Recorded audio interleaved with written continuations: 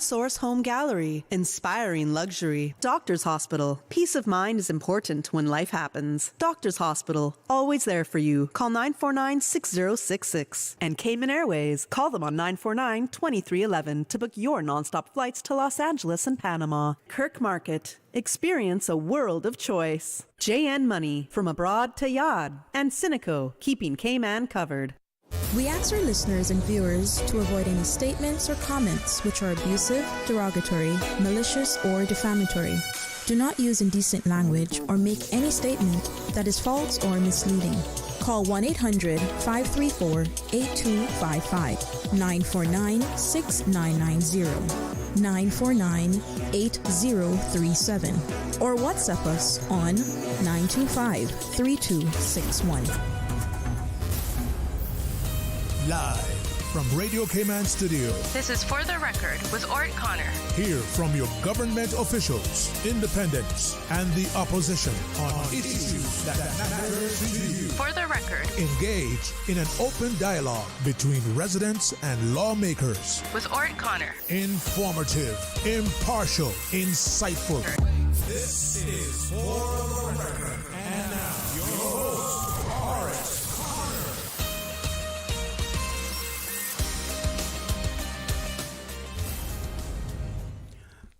Good morning, good morning, good morning, O land of soft, fresh breezes and verdant trees so fair. Today is Wednesday, the 17th day of September 2025, right here in the beautiful Cayman Islands. We do hope and we trust that everyone had a restful, peaceful, enjoyable evening. Those of you who are on our roads, we urge you to please be extremely cautious.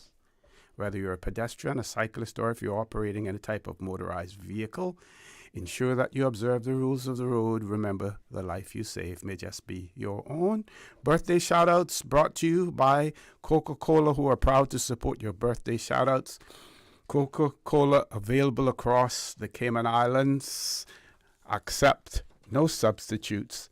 Share a Coke with someone special. And we will do the birthday shout-outs a little bit later, but we do have guests in the studio and a limited amount of time. So we're going to get straight into the discussion. Of course, one of the main topics of discussion this week is the Aging Forum that is taking place on Friday the 20th at the Westin Hotel. So in the studio with me this morning, we have Mr. Trevor Gibbs, who is the Deputy Chief Officer in the ministry, and Miss Melissa Smith, who's the Senior Policy Advisor in the ministry. And we're going to be talking about supporting older persons in the Cayman Islands with specific reference to the Aging Forum as well. So without any further comments, folks, good morning. Welcome to For the Record. Morning, OC. Thanks for having us. Good morning. Thank you. Great. Okay, so we know that this is the second forum that is taking place, and we've had so many discussions about it. But why is this forum so important when we look at the demographics and the changing landscape in the Cayman Islands when it comes to our population, Trevor? Yeah, thanks, OC. The Aging Forum is really a critical opportunity to bring people together. It's not just a forum for older persons. I think we've been discussing that at length over the radio over the last few occasions that we've had. While the topic and the subject area is certainly relating to older persons and the specific areas of interest for that group, we are certainly encouraging and want all demographics of the country to be able to join us at the forum, to engage, to understand, and to share in the information that is going to be shared there by the experts on panels and through the various workshops. We certainly have a great need to be discussing older persons and the specific challenges and the specific areas of interest for that group, because at the moment, OC, there are approximately, at least according to the 2023 Compendium of Statistics, there are approximately 6,895 persons who are age 65 and older. And within the next 5 years, we are expecting another 4,065 approximately persons to move into that category.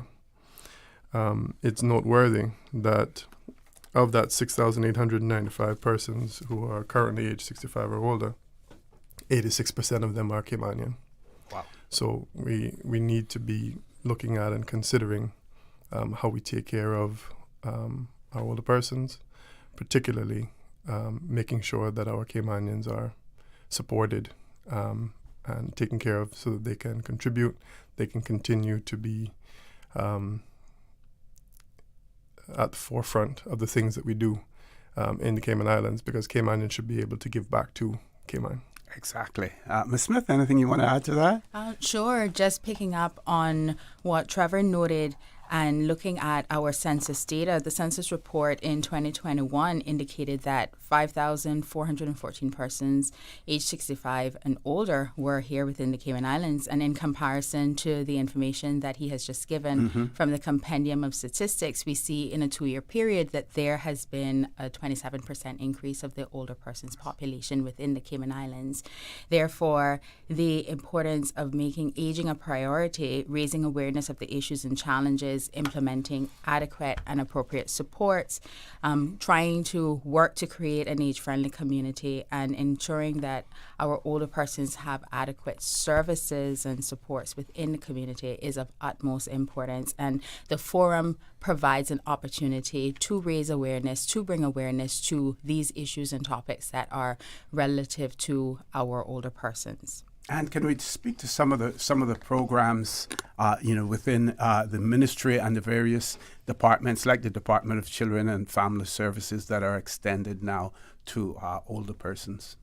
Sure. Under the remit of the ministry, the Department of Financial Assistance, DFA, previously known as NAU Needs Assessment Unit, and the Department of Children and Family Services, they offer programs and services to safeguard older persons.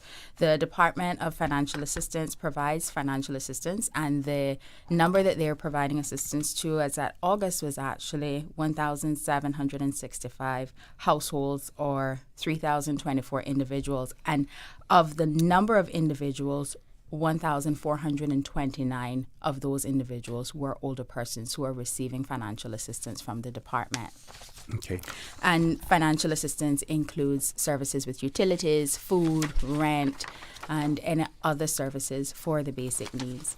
And then under the departments of the ministry, they support health insurance requests as well. So we have a lot of older persons who have aged out, who are unable to afford the policy premiums, but through the partnership of DCFS as well as DFA, the assessments are conducted and are carried out, and consideration of assistance with health insurance is provided. Residential nursing care is also provided. The service is available through requests at the DFA, or Department of Financial Assistance, where persons need placement at the Pines, for example. DCFS also provides assistance with assessments to determine the need and eligibility as well for persons who require that level of care. And then there are community activities that are provided. So the Department of Children and Family Services has programs that are carried out and conducted within the districts. Each of the districts, they have exercise programs, they have older persons fellowship groups, and the older persons will come together, they'll meet, they'll have a time of fellowship, they'll have a time where they are able to engage with each other, and so that they are not isolated within their own homes or within their own districts. Now, you mentioned the Pines, and one of the previous panel discussions that we had here on Radio Cayman, One caller wanted to know about the expansion, of the Pines Retirement Home, bearing in mind that it is basically at capacity at this point in time as well. Can you enlighten us on any plans? Sure. OC, obviously, the Pines is one of the nonprofit organizations that is supported by our Ministry of Social Development and Innovation. We are certainly very aware of their need for expansion. There are ongoing discussions. As you may know, we're kind of in the throes of the budget deliberations, which is why you see the bags under my eyes. It's been a rough few days. So we are definitely looking at how we can support them to do that. We know that there are members of the public who are also interested in providing financial support to do this expansion.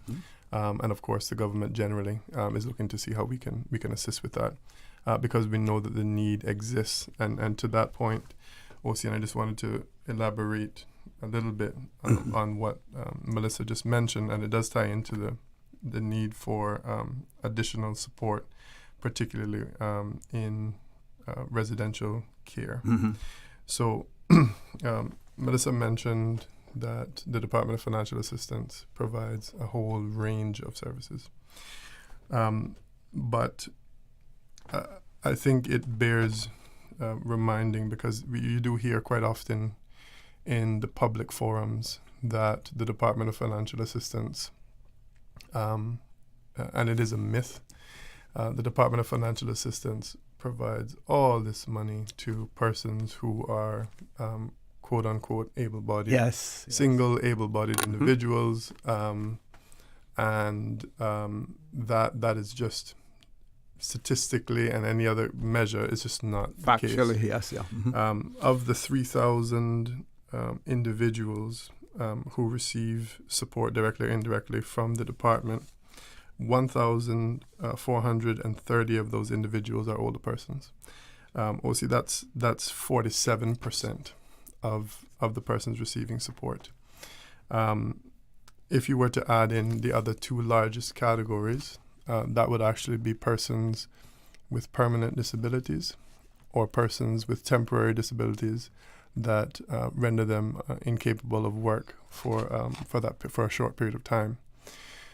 If you add those three categories together, the Department of Financial Assistance supports older persons and persons with disabilities at a rate of about 70% of the total number of persons that they provide assistance to.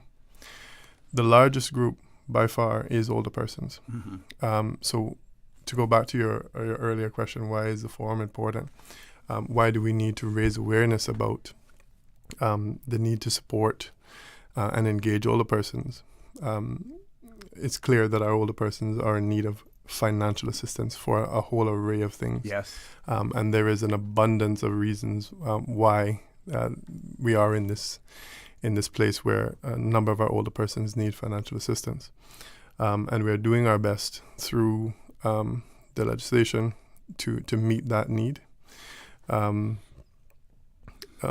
But there is also a group, and the chairman of the council, Miss Lucille Seymour, will always say that if we have if we are blessed to reach old age and to become older persons, I don't feel young today, but I am.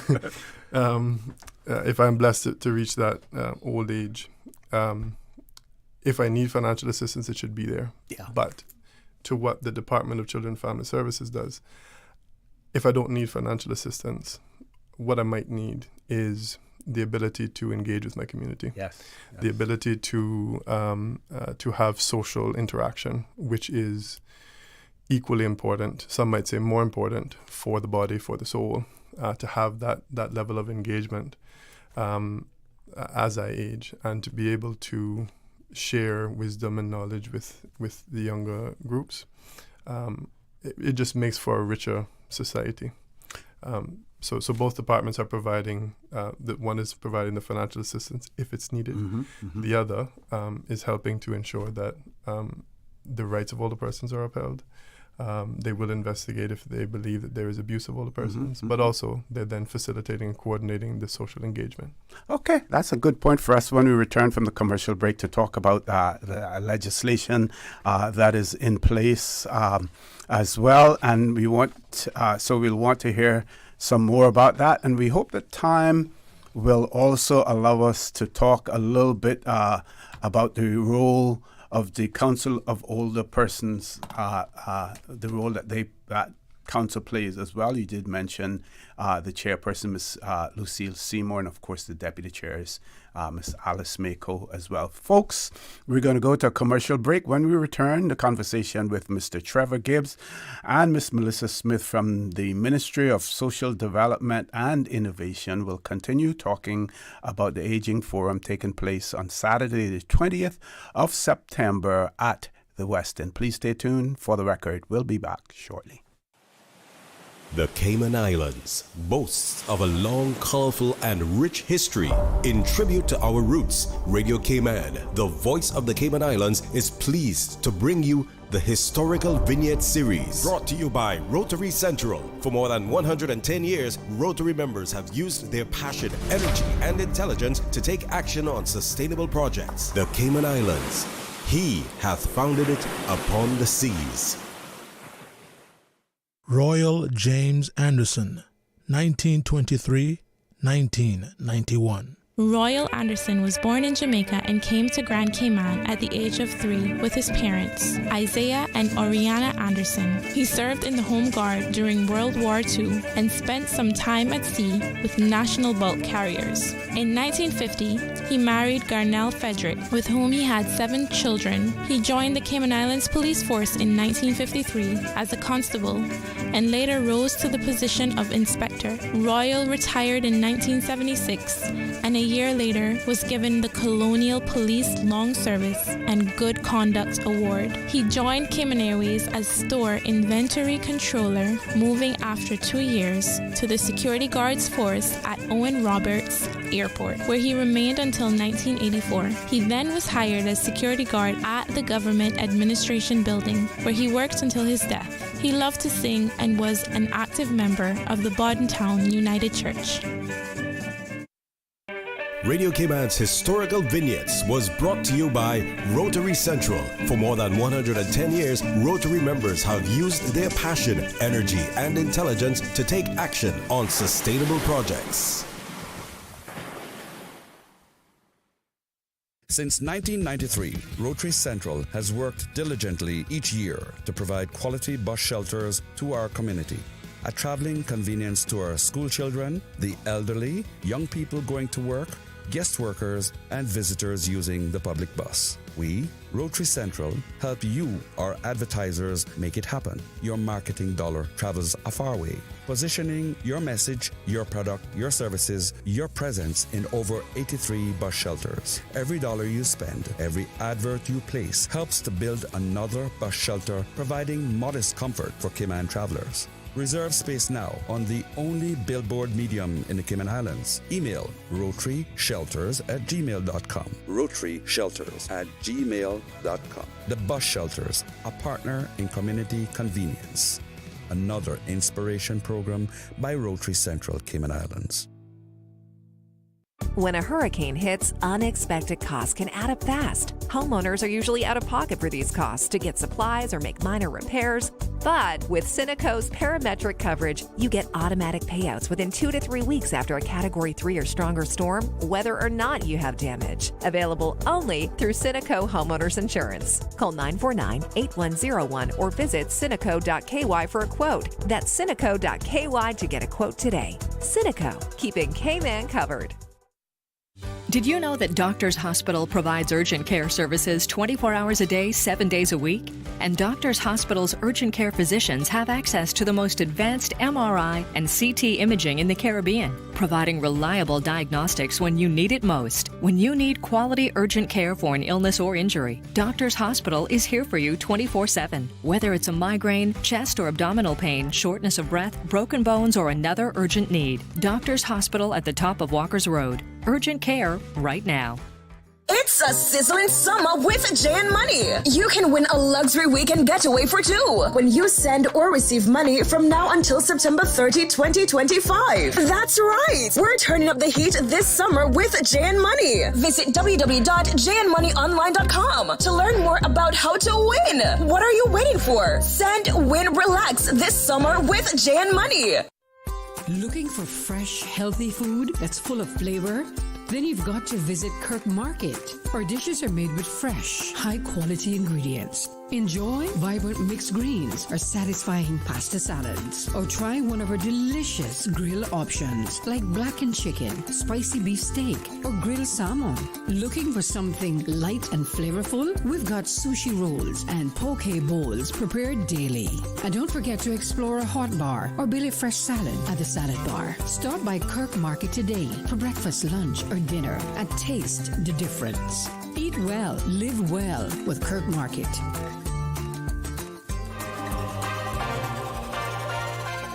This summer, happiness is better when you share it. Coca-Cola invites you to share a Coke with someone special. Grab an ice-cold Coke and find a name. Maybe theirs, maybe yours, maybe a surprise. Because nothing says you matter like sharing a smile and a Coke. So who will you share a Coke with today? Find your name, find your friends, and share a Coke. Available now. Stores island-wide.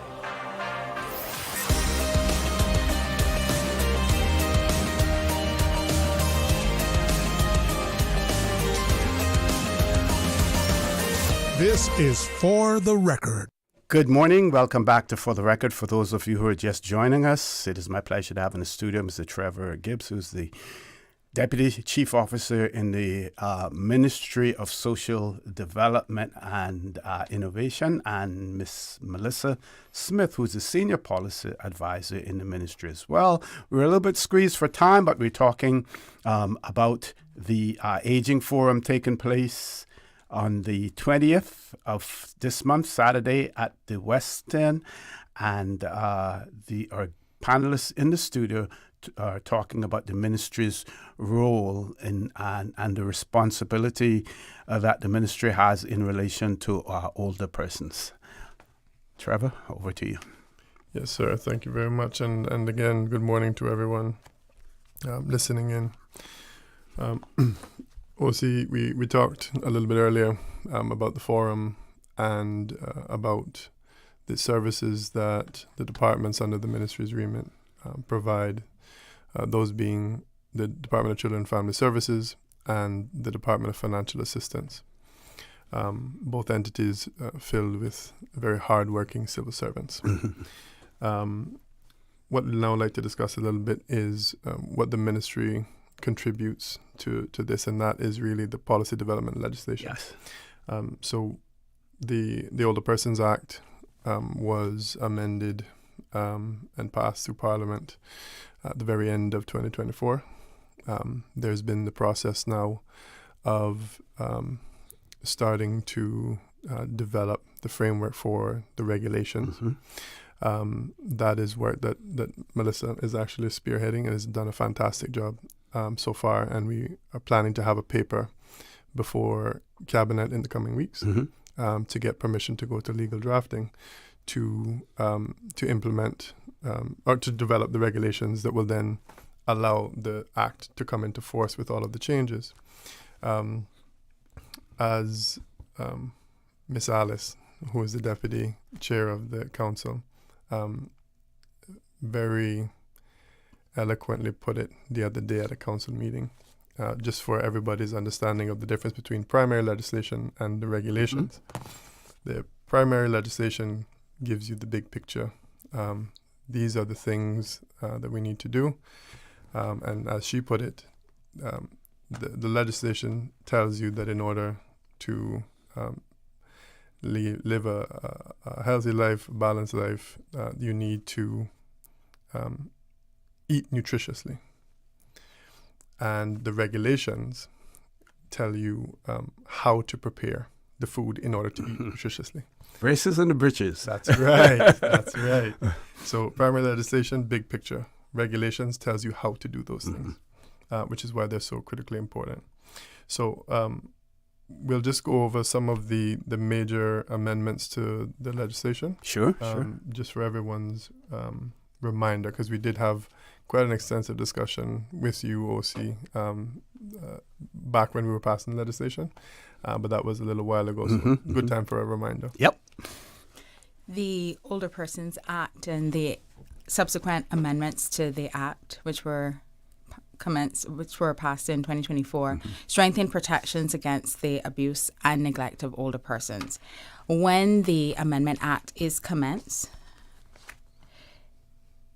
it will provide for the notification and investigation of abuse or neglect of older persons and who was or is the subject of self-neglect. So it is not just where neglect or abuse is committed against an individual, but it is where it is found or it is believed that a person is neglecting themselves or is committing self-harm. The legislation or the amendments will establish a legal duty and power to investigate abuse or neglect for the department with responsibility of older persons. Once the legislation is commenced, a department will be identified as the department with the responsibility for older persons. And it will enable the issue of an intervention order in a case where an older person lacks capacity to make certain decisions. So where it appears that an intervention order is necessary for the protection of someone's property, of someone's financial affairs, of someone's personal well-being, other than health for that older person, the department will have the ability to intervene.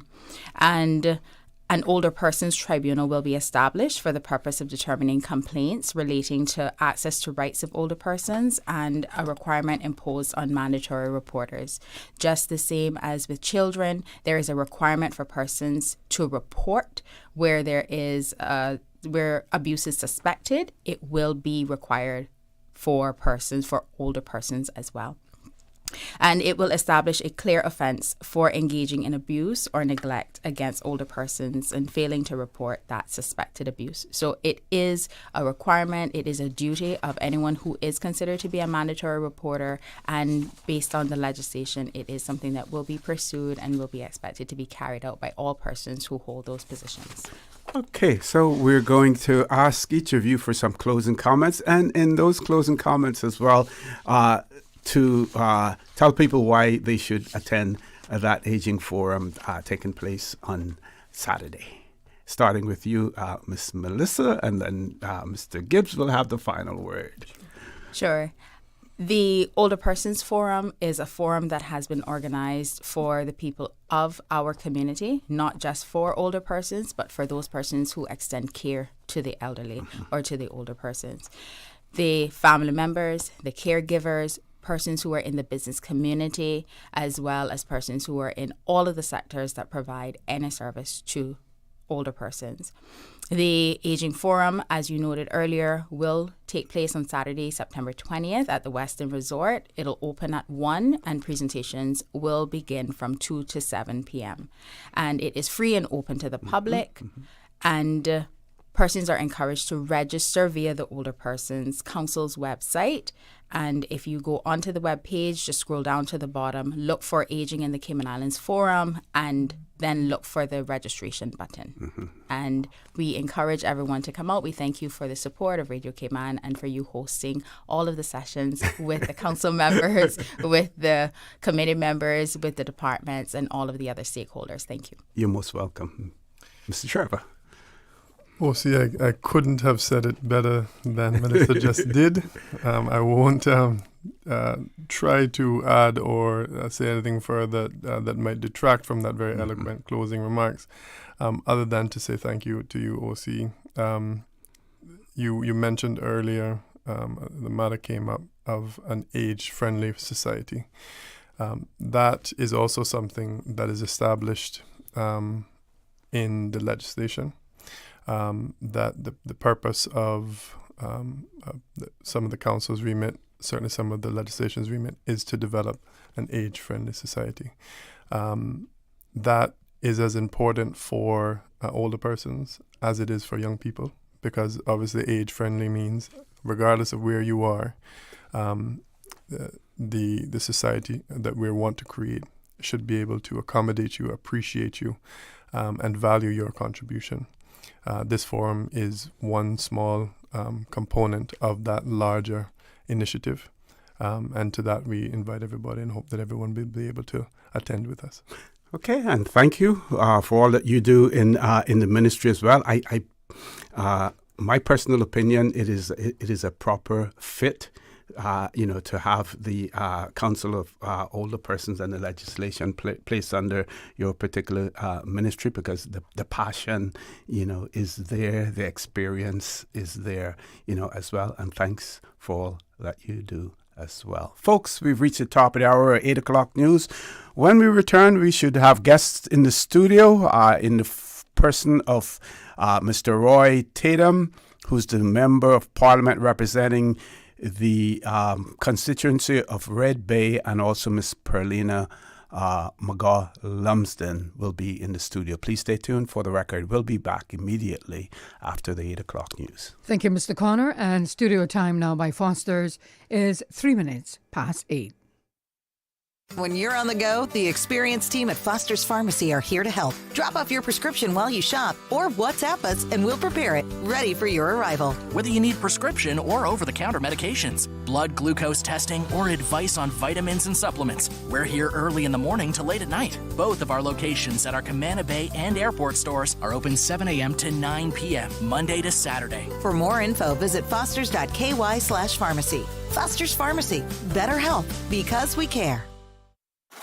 Yesterday, today, always and forever. Radio Cayman in the Cayman Islands. For today's biggest news, Radio Cayman, the voice of the Cayman Islands.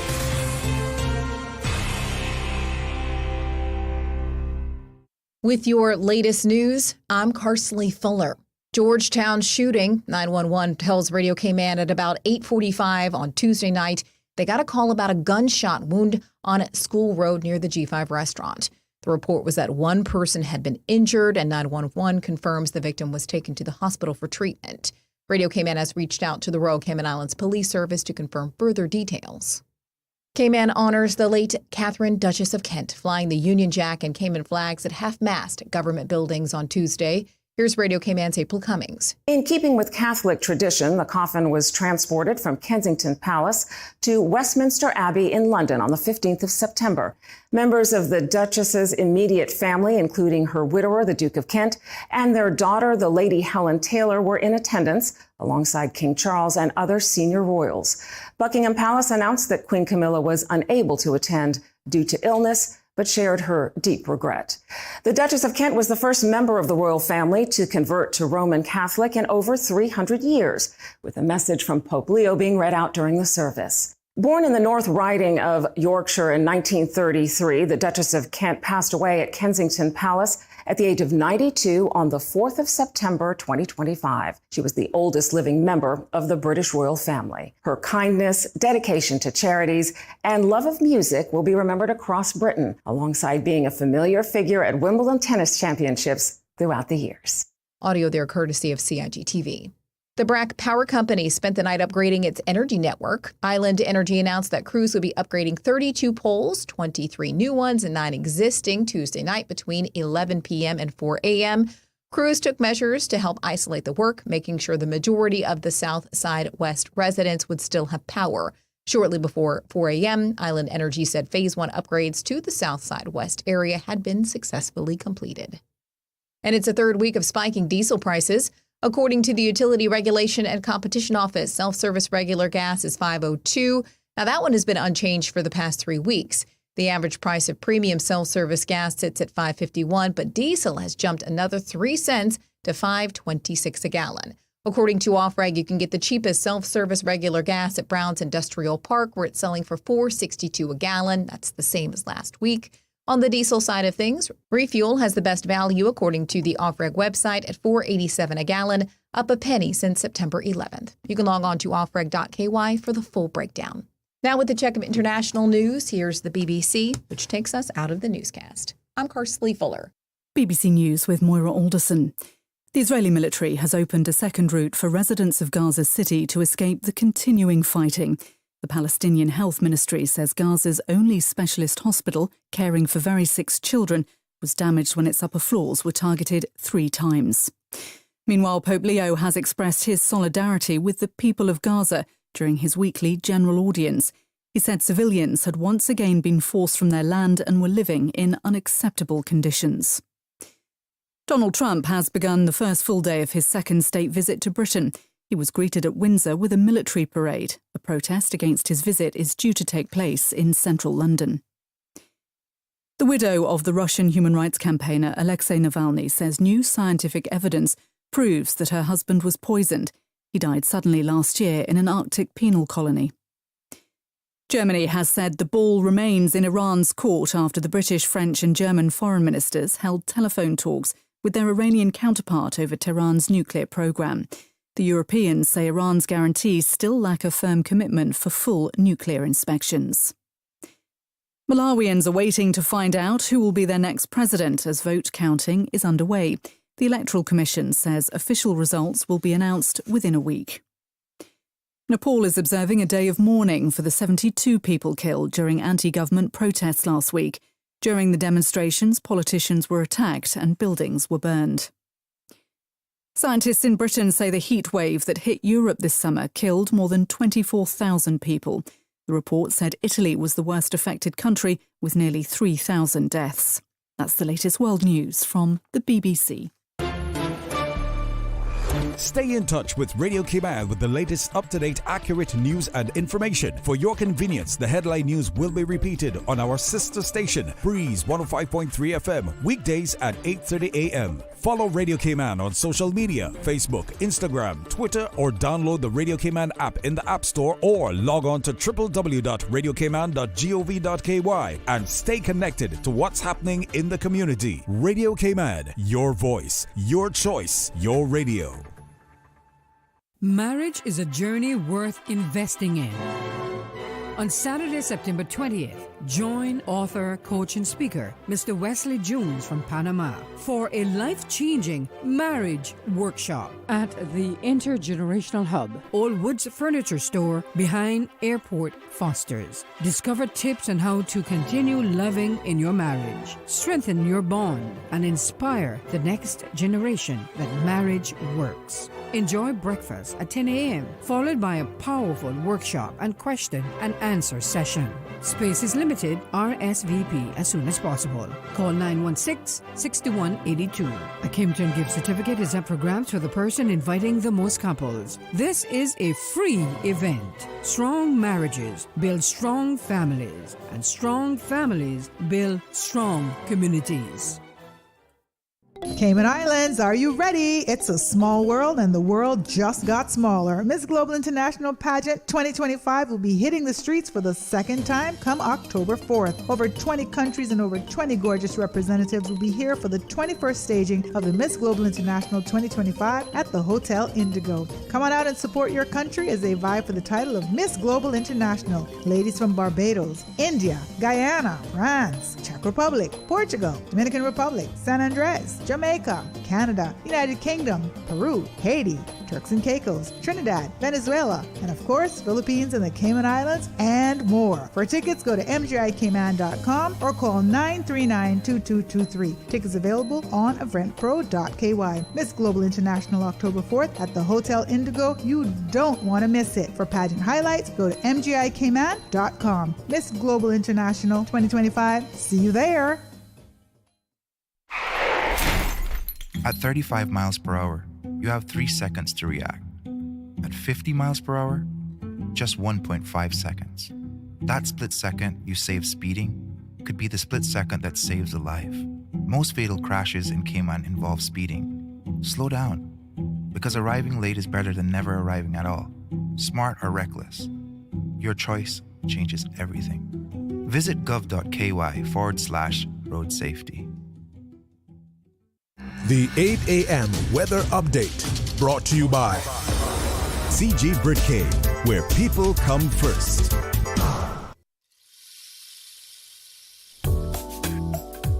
Good morning. Let's take a look at the very latest weather report. Current temperature is 86 degrees. Relative humidity is 78%. The barometric pressure 29.88 inches and rising. The wind is east at 7 knots. Overnight low temperature was 84 degrees. Synopsis indicate cloudy spells with scattered showers and thunderstorms are expected with the passage of a tropical wave across the Cayman area. A gradual decrease in these conditions are expected from tomorrow morning as the tropical wave moves further west of Cayman. Radar imagery show scattered showers in and around the Cayman area moving towards the northwest. Now the forecast for the Cayman Islands is calling for cloudy skies with a 40% chance of showers and some thunder, especially during the morning. Some showers will be locally heavy at times, and temperatures will rise near the low 90s with a heat index near 105 degrees Fahrenheit. Your winds will be east at 5 to 10 knots, and seas will be slight with wave heights of 1 to 3 feet. Tonight, cloudy skies with a 40% chance of showers and thunder, and temperatures falling near the low 80s for tonight. Your winds will be east to southeast at 5 to 10 knots, and seas will be slight with wave heights of 1 to 3 feet.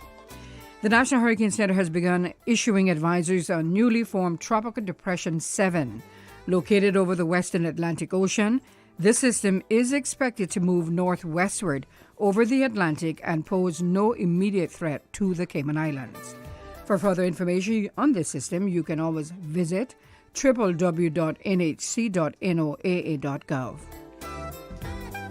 Low tide will be this afternoon at 5 minutes past 1.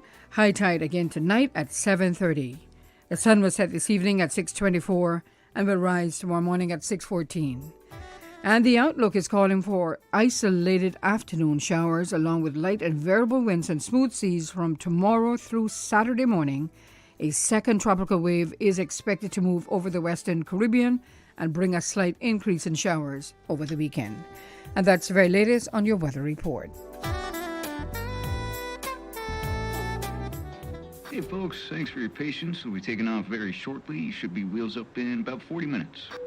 And due to a bumpy ride, snacks and beverage service has been suspended. AC has given us some trouble. Sorry folks. And Wi-Fi is out. And so is the entertainment. Yeah, I'm sorry about the smell, folks. We are aware. I know. Just one more quick note. We are going to have to deplane. Come on! We're like the plane ride that isn't a nightmare. CG Britcade. Good like that. The 8 a.m. weather update brought to you by CG Britcade, where people come first. If you think of HPV as a woman's problem, think again. Cervical cancer is not the only type of cancer linked to HPV. Other cancers linked to HPV include throat, mouth, and neck cancers, making it everyone's problem. The HPV vaccine is our best protection against HPV-related cancers. It is recommended for everyone, male and female, and for those under the age of 25. All it takes is a single dose for protection. For more information, contact the Public Health Department on 244-2648 or 244-2889. The traffic report is brought to you by Subway. Enjoy a delicious start to your day with breakfast from Subway.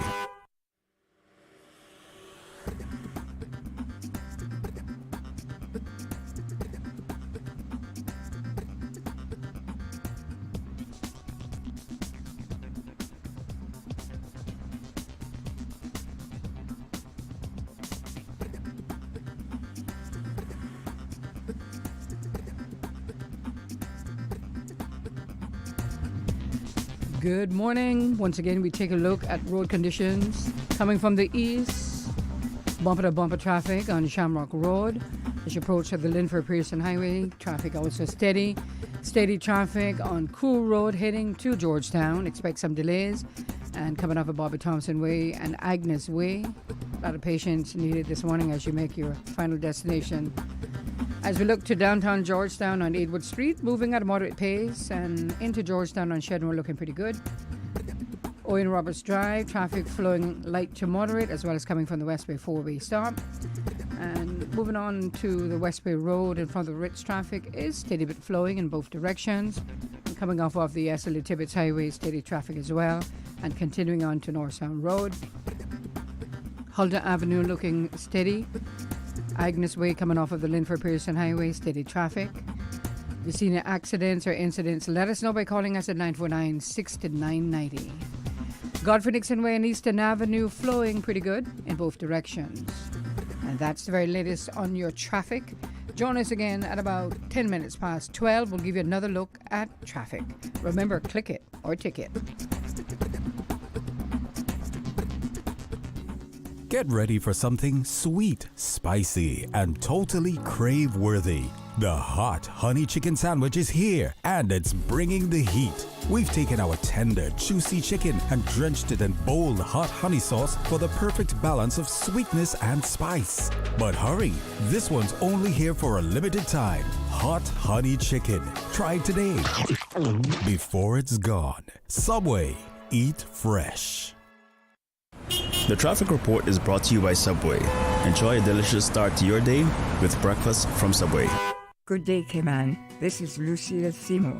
I warmly invite you to the annual Aging Forum, a free gathering to honor our older persons with joy and dignity. Join us on Saturday, September 20th from 1 to 7 p.m. at the Westin Governor's Ballroom. There'll be lunch, music, and meaningful conversation, a space to listen, share, and celebrate wisdom. All are welcome, families, caregivers, and friends. Let's come together in love and gratitude.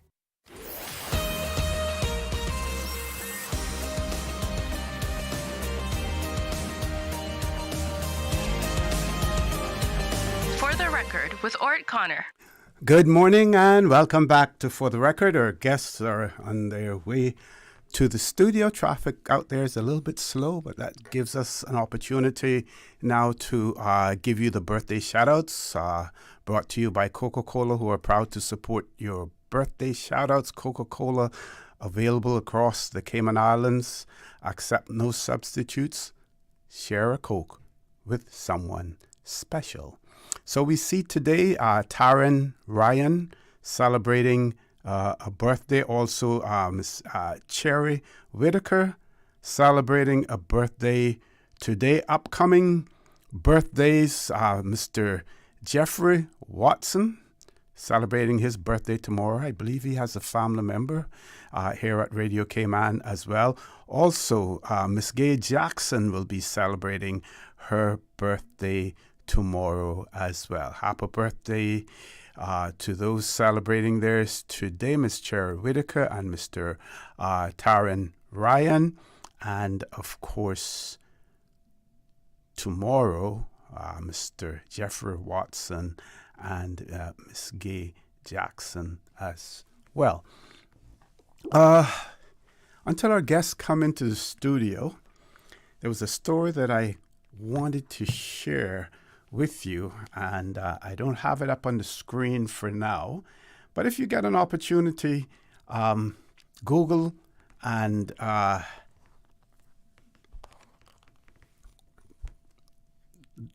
question or ask the question, how is Anguilla capitalizing on the AI what would we call it? The whirlwind that has taken place as far as how artificial intelligence is concerned. AI, how is Anguilla benefiting from it? And the clue to all of that would be, we know, for instance, that the code for the Cayman Islands is KY for Anguilla. If you know what it is, then you will see the connection between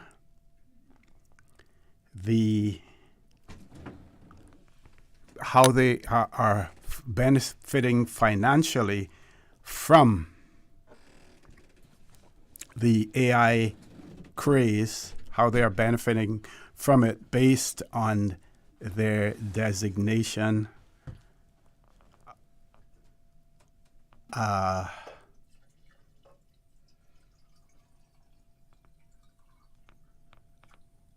as Anguilla, based on their designation. Trying to find the story.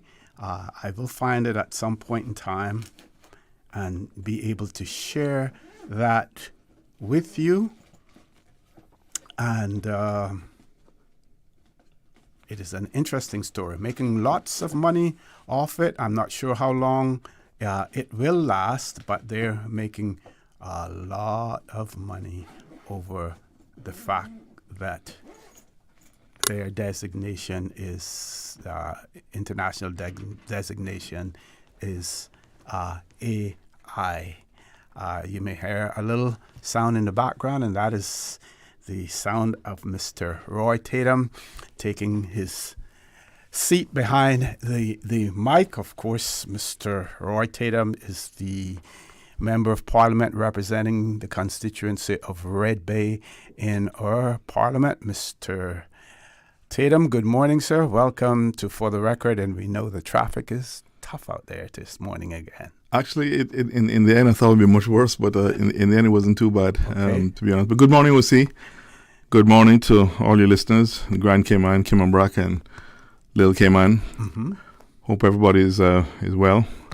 I was listening to your conversation coming in, OC, and but before I start on that, let me were you finished with your birthday shout out? No, but you can give a shout out. You can do a birthday shout out. Well, my good friend,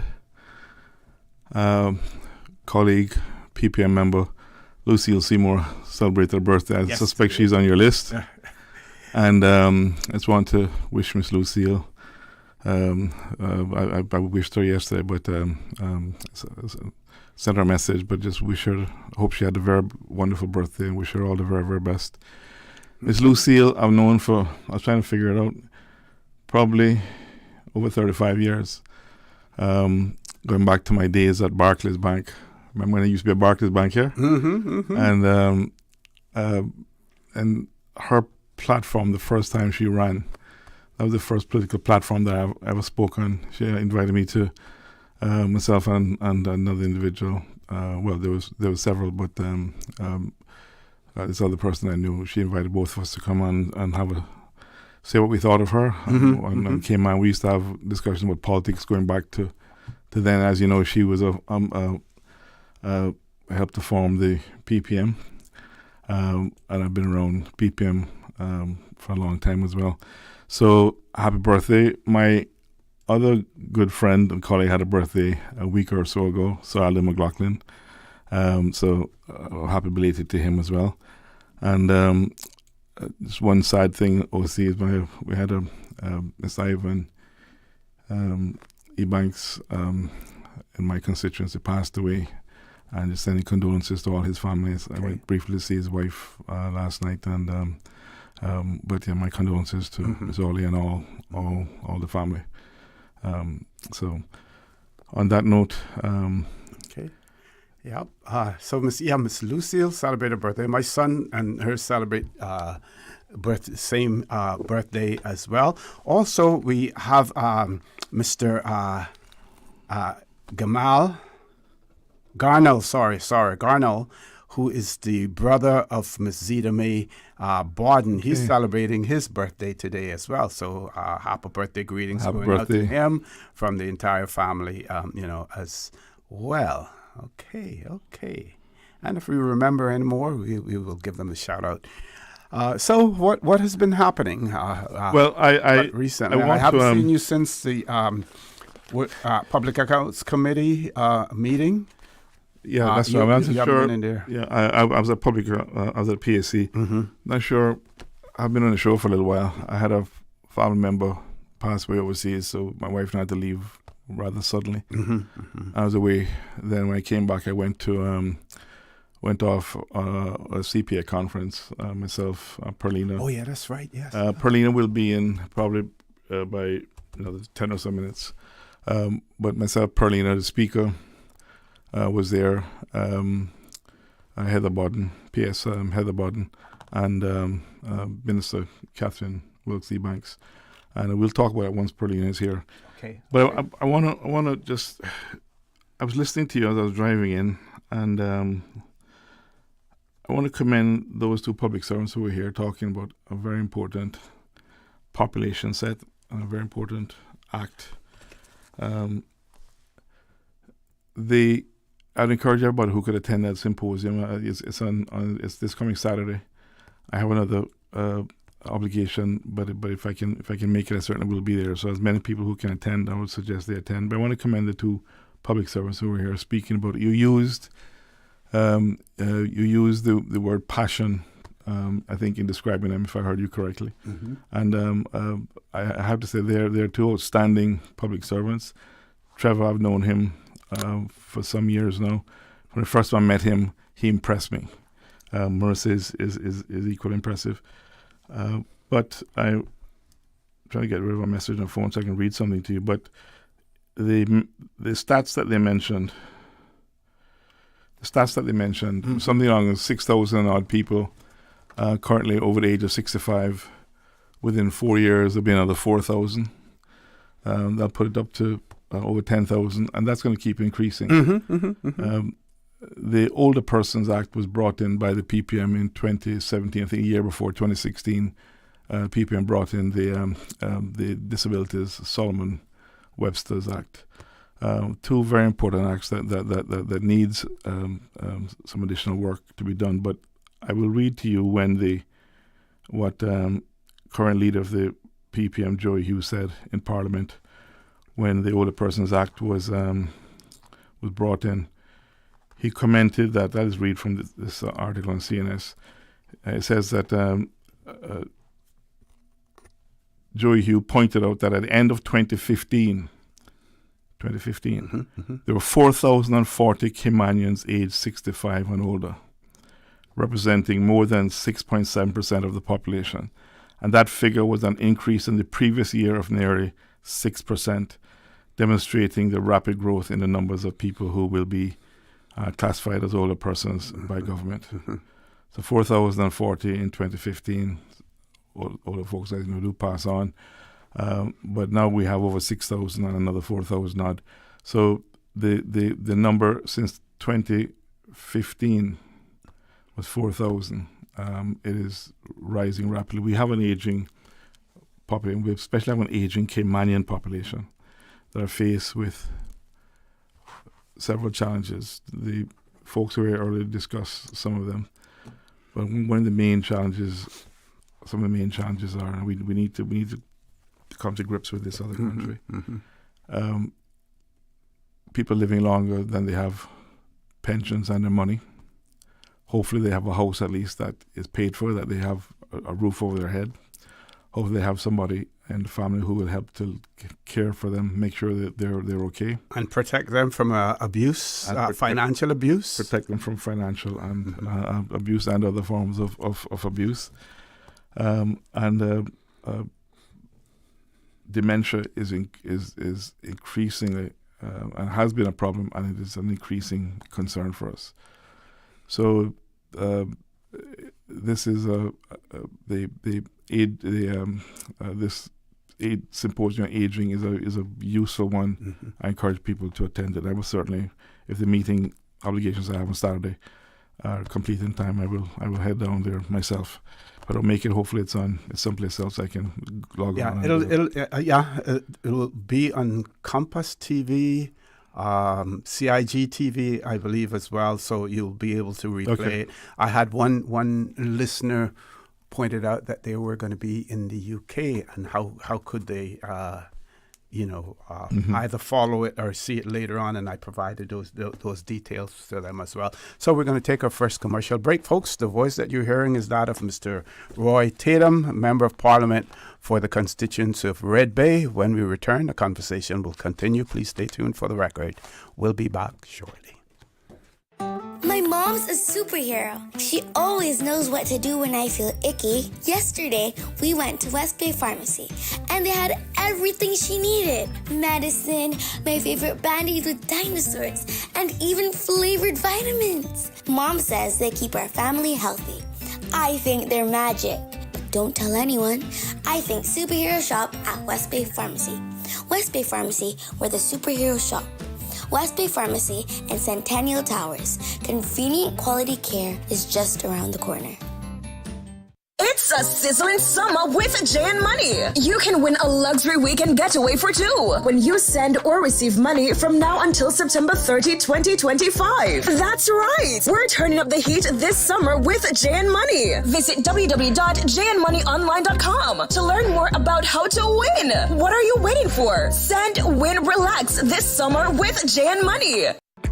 Shipping to the Cayman Islands is fast, reliable, and seamless thanks to Cayman Airways Cargo. Need it faster than ocean freight? Cayman Airways Cargo offers multiple cargo flights to Grand Cayman from Miami weekly, so your packages, whether big, small, or in between, will arrive in no time. You can even use a Cayman Airways Cargo US address for your online shopping. Cayman Airways Cargo is also the only carrier providing air freight services for Cayman Brac and Little Cayman. Contact us today and see why Cayman Airways Cargo was voted as Cayman's best cargo and logistics company in the Best of Cayman Awards. For details, visit caymanairways.com/cargo.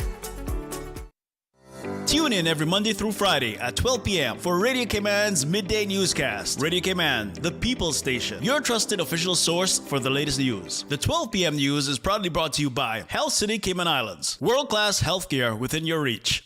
Can you imagine your home completely organized? At Brand Source Custom Closets, we can. We specialize in designing and building custom closets and storage units for any room in your home, including the garage. With tailored designs and custom LED lighting solutions to fit your lifestyle and budget. Our custom closets expert is committed to enhancing the value of your home with a solution that is uniquely yours. Visit our showroom or call 623-6774 to schedule a no-obligation appointment with our design expert. Brand Source Custom Closets, 209 Dorsey Drive, Industrial Park.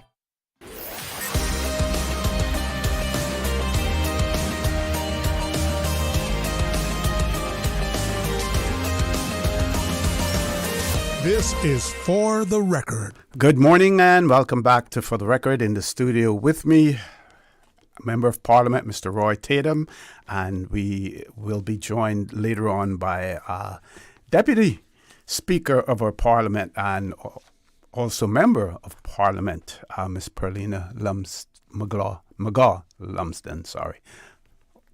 Back over to you, Mr. Tatum. Thank you, O.C. Just want to mention that the 8th of September was International World Literacy Day. And I was pleased to see a message that came out from the Minister. I'd also put one out on social media. I want to highlight just a few things that I had in here that I think is going to be key and is one of the areas that I intend to be focusing on. Okay. I'll just read this very quickly. It says, literacy is the key that unlocks learning, opportunity, and empowerment. However, in today's world, literacy means more than just reading and writing. It also encompasses being able to access, understand, and engage responsibly with digital information. The theme of the day was promoting literacy in the digital era. Sadly, I think with phones and access to videos, a lot of our young folks prefer videos than reading. Anyway, so I go on to say these skills are vital. Skills being able to access, understand, engage responsibly with digital information, vital for success in education, work, and life. We also know that a child's mind grows most rapidly in the earliest years of life. A key point that we should never forget, OC. And that makes it essential that we nurture literacy from the very start by reading with our children, talking with them, and sparking their curiosity early on. These simple but powerful actions prepare them not only to succeed in school, but to thrive in a digital world filled with opportunities and challenges. So we must continue to, 1, invest in early childhood education, giving every child the strongest possible start. Support parents and teachers who foster a love of reading and digital learning skills, and strengthen our schools and libraries, ensuring access to books, technologies, and safe spaces for learning. It's hugely important that we get kids to read.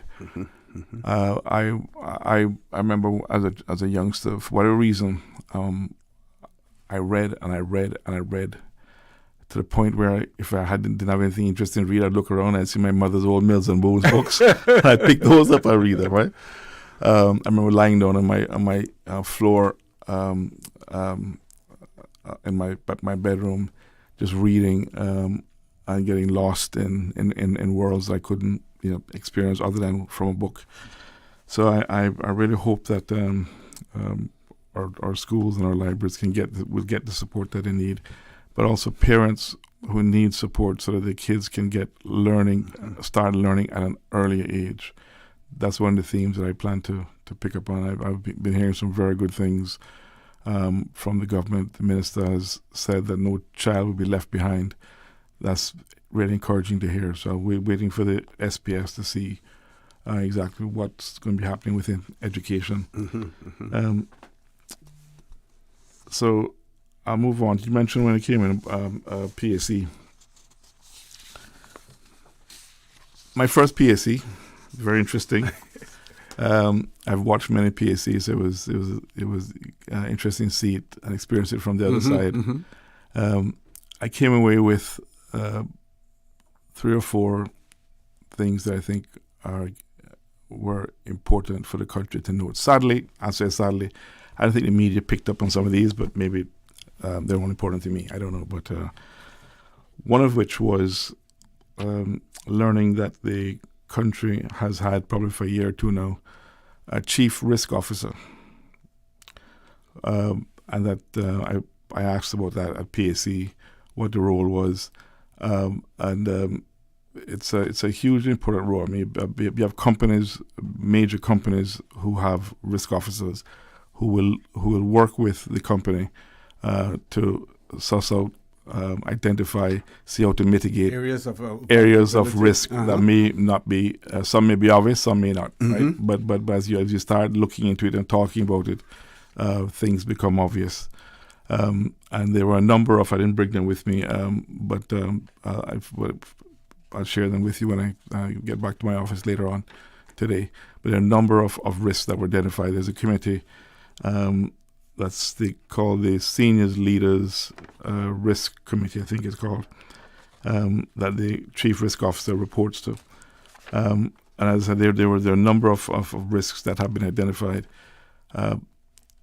I'm very happy that that's happening. That is definitely needed.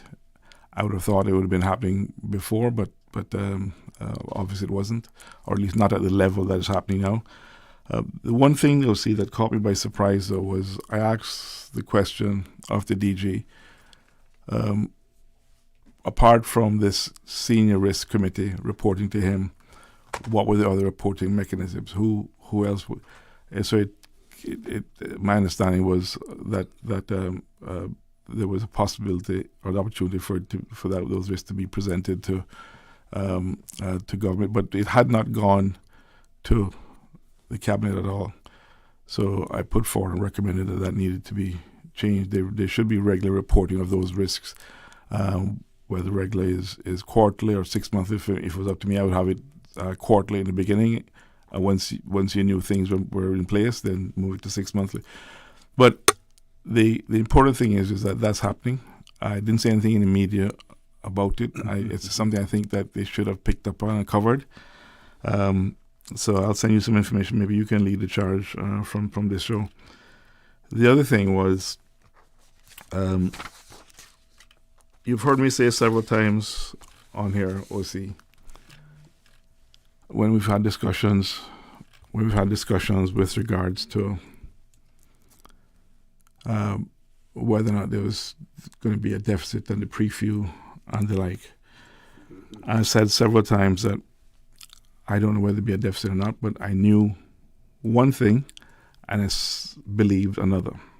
The one thing that I did know was that in 2021, the preview had forecast a $98 million deficit by the end of 2021.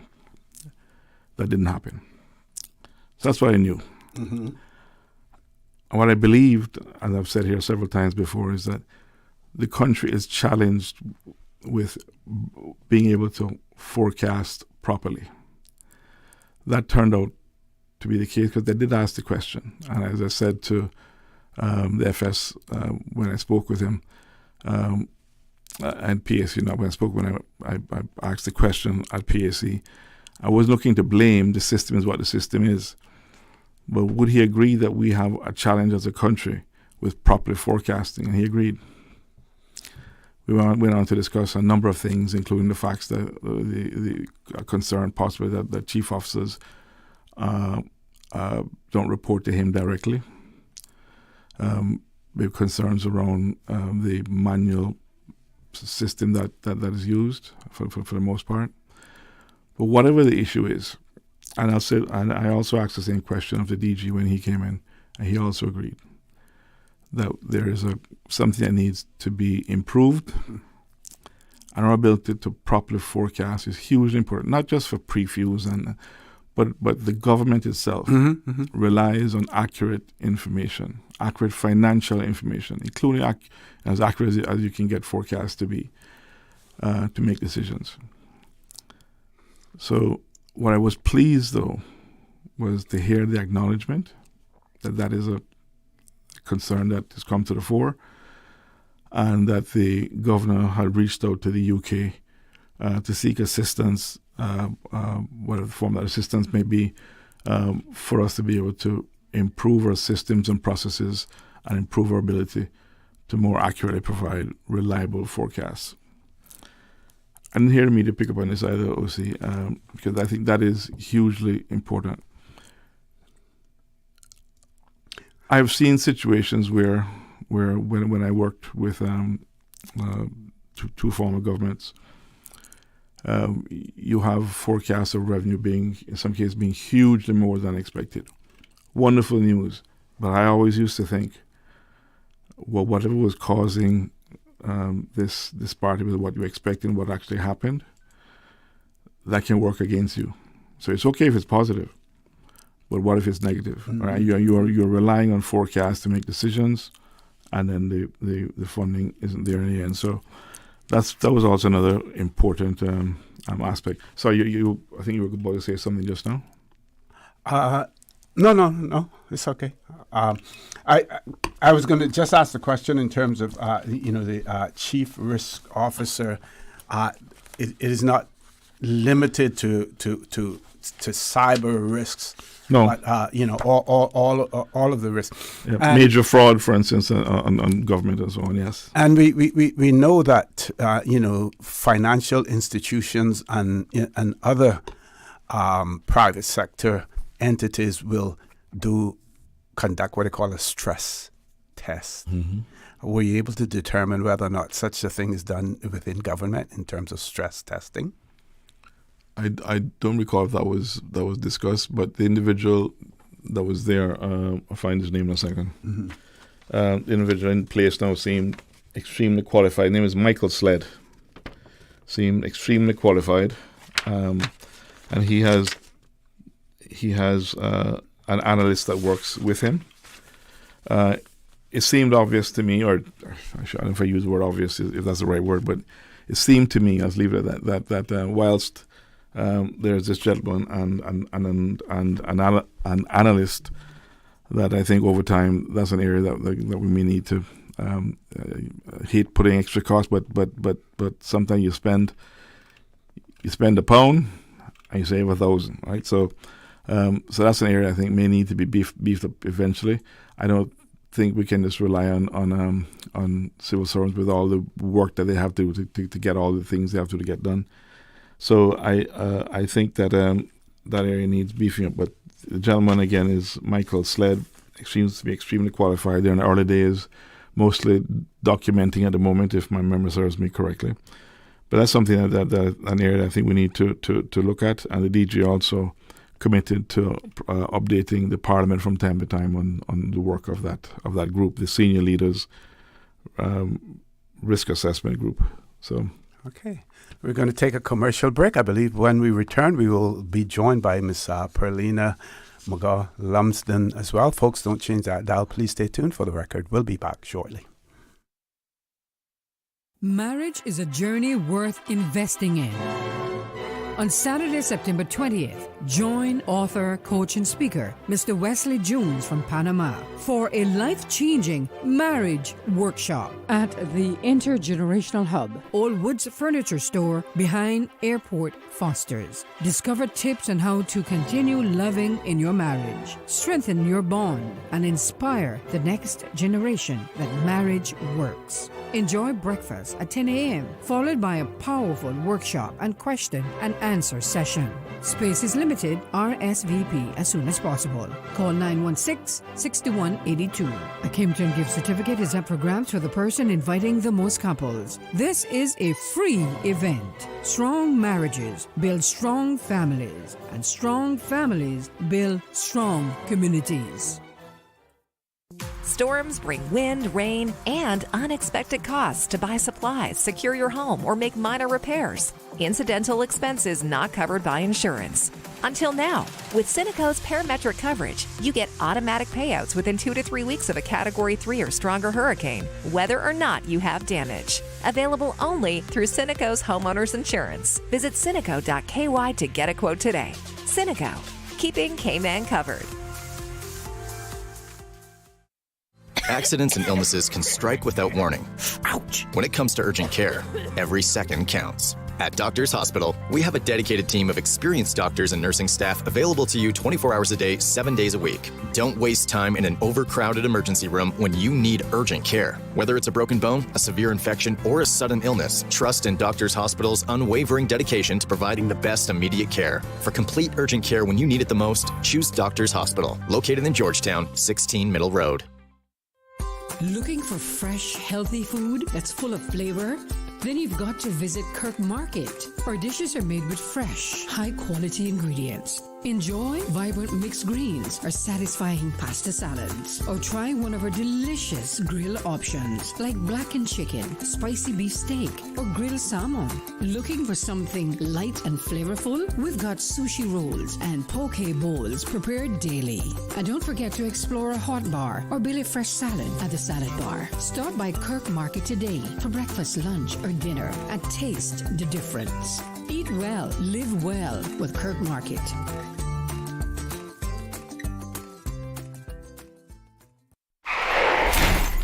At 35 miles per hour, you have 3 seconds to react. At 50 miles per hour, just 1.5 seconds. That split second you save speeding could be the split second that saves a life. Most fatal crashes in Cayman involve speeding. Slow down, because arriving late is better than never arriving at all. Smart or reckless. Your choice changes everything. Visit gov.ky/road safety. Your dream home starts with a vision, and often inspiration is at the heart of that vision.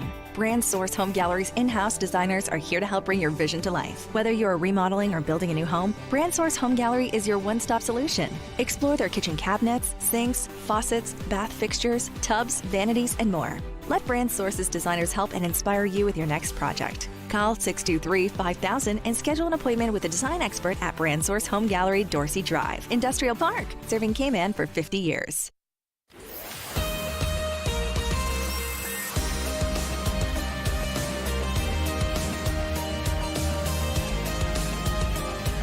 For the Record with ORRETT Connor.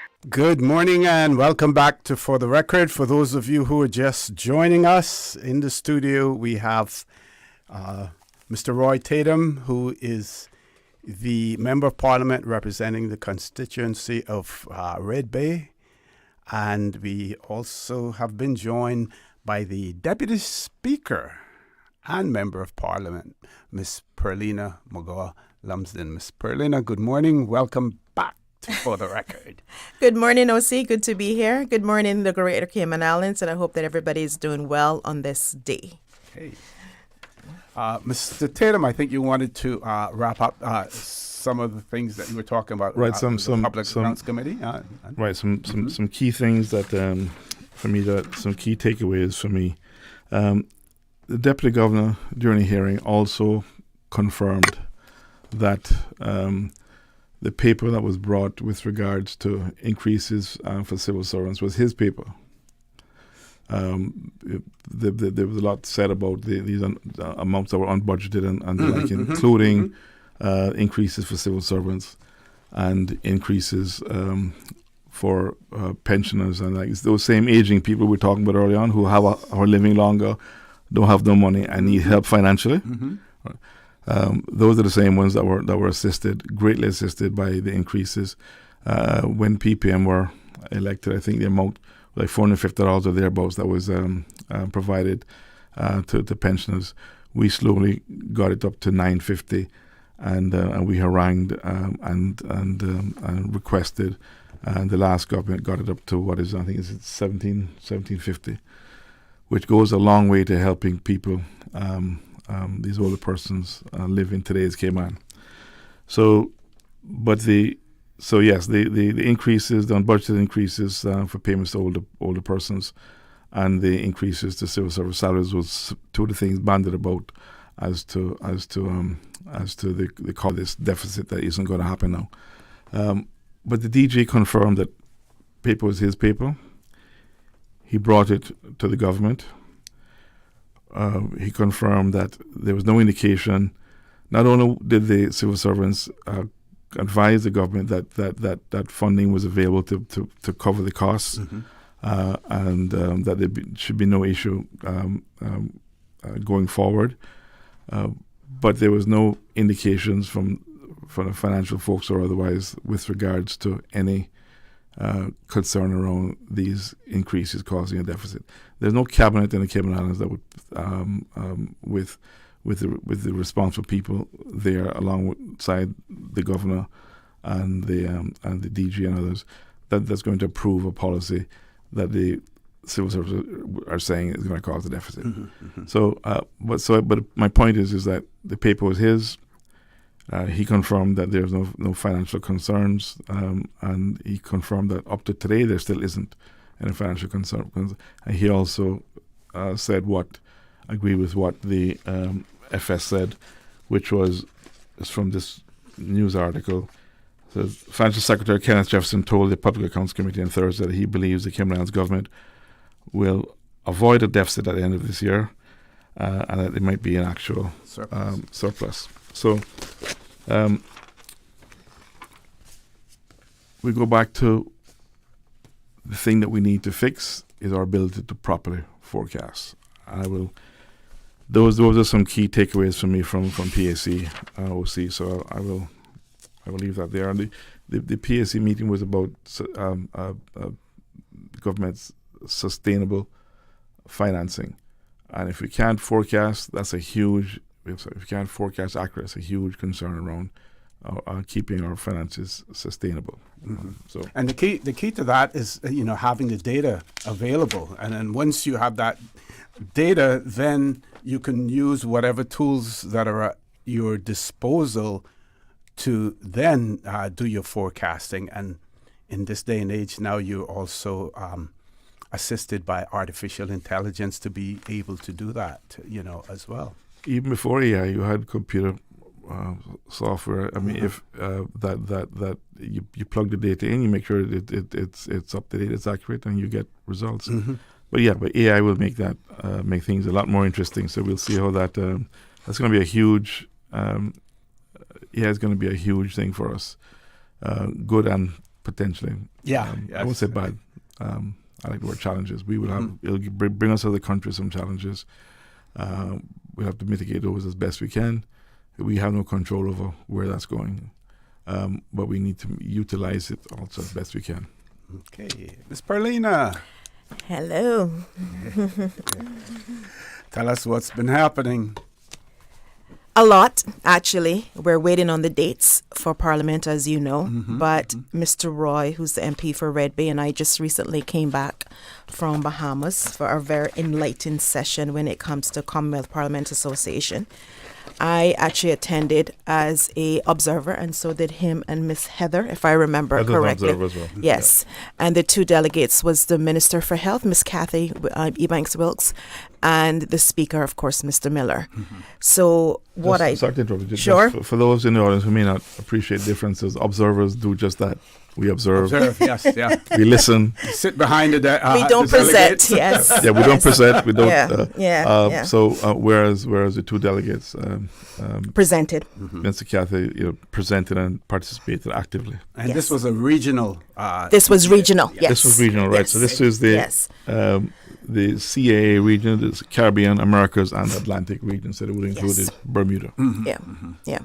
Yeah. And the Bahamas, obviously. And the Bahamas, obviously. Yeah. So that was from the 5th to the 13th. Yeah. And that was actually in the Bahamas. It was in the Bahamas. And honestly, as a first-time member of Parliament and as a woman, it was a little bit unshaky at first, believe it or not. This was my first time.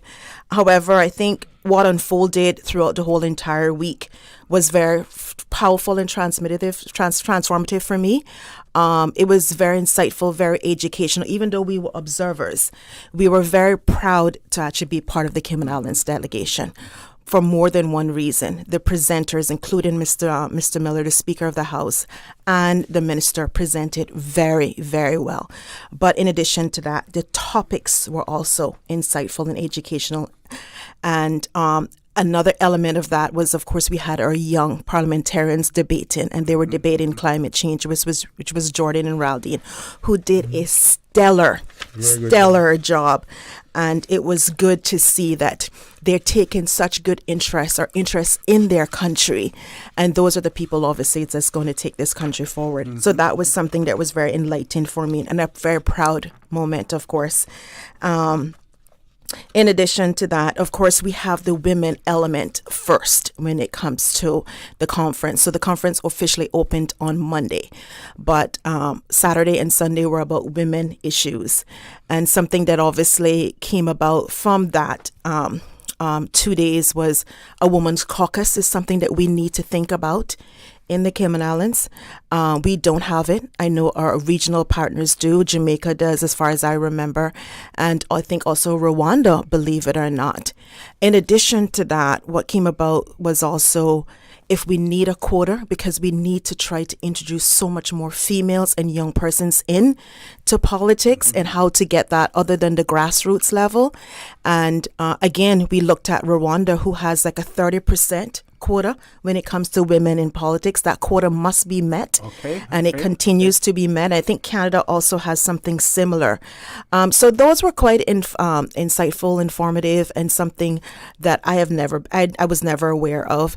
And again, our Minister of Health presented, who did a really, really good job. It was quite good to see her on that level of expertise when it came to a thing. But again, we walked away with being not just educated, but the networking also helps significantly. And when you're talking about deputy prime ministers and speakers, that was also a moment that I had to really appreciate being in that room and to walk away with knowing that they are our allies, and we can always fall back or easily get in contact with them when we're stuck here, and seek advice from them as well, because obviously they're a little bit more veterans than I am. But yeah, it was quite good and quite a great cultural display at the very end. John Canoe was on full display at the very end. Food was superb, and I'm really, like I said, I was very, very proud to be part of the Cayman Islands delegation. I thought everybody was stellar in their appearance and presented themselves well. And like I said, the young people, they were so mannerly, which is something that I took away from them. But in addition to that, I found the warmth of Bahamian people so welcoming as well. Yeah. So they left something in my heart, I gotta say, with their kindness that they display. But overall, like I said, it was very insightful, very successful, very, very successful from the Cayman Islands delegation. Excellent. We're going to go to our 9 o'clock news. When we return, the conversation will continue with Miss Pearlina McGaw-Lumsden and Mr. Roy Tatum. So don't change that dial. For the record, we'll be back shortly. From Radio Cayman's newsroom, this is Headlines. Local, regional, international news. The Headline News is brought to you by Kirk Market and Health Services Authority. Emergency services are sent to a Georgetown shooting. 911 confirms that about 8:45 Tuesday night, they got a call about a gunshot wound on School Road near G5 Restaurant. A victim was carried to the hospital for treatment. Radio Cayman is continuing to follow this developing story. In international news, the King and Queen joined Donald and Melania Trump for a carriage procession through the grounds of Windsor Castle today. The U.S. President and the King shared one coach, while the First Lady and Queen Camilla shared another. The U.S. President and First Lady flew to Windsor on Marine One for their second UK state visit and were greeted off the helicopter by the Prince and Princess of Wales. Meanwhile, 4 people have been arrested after images of Trump and the late sex offender Jeffrey Epstein were projected onto Windsor Castle. And thousands of Palestinians are continuing to flee Gaza City as Israel's major ground offensive aimed at occupying the city enters a second day. Amid large-scale bombardment overnight, Gaza's Hamas-run health ministry said the children's hospital there was targeted in 3 separate Israeli attacks, forcing half of its patients and their families to flee. The Israeli military said it was looking into the report. Other hospitals said at least 35 people have been killed by Israeli fire across Gaza so far on Wednesday, most of them in the north. Those are your headlines. I'm Karsley Fuller. More news available at www.radiocayman.gov.ky. Check out our social media pages: Facebook, YouTube, X, formerly Twitter, Radio Cayman Headline News.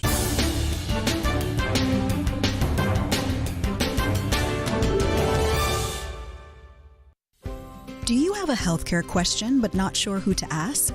Contact HSA's Patient Call Center to speak to one of our experienced clinical team members. We are here to answer your questions and help guide you through your healthcare journey. Need to make an appointment? Our team can help. Contact HSA at 949-8600 or email info@hsa.ky. At HSA, we are committed to caring for you.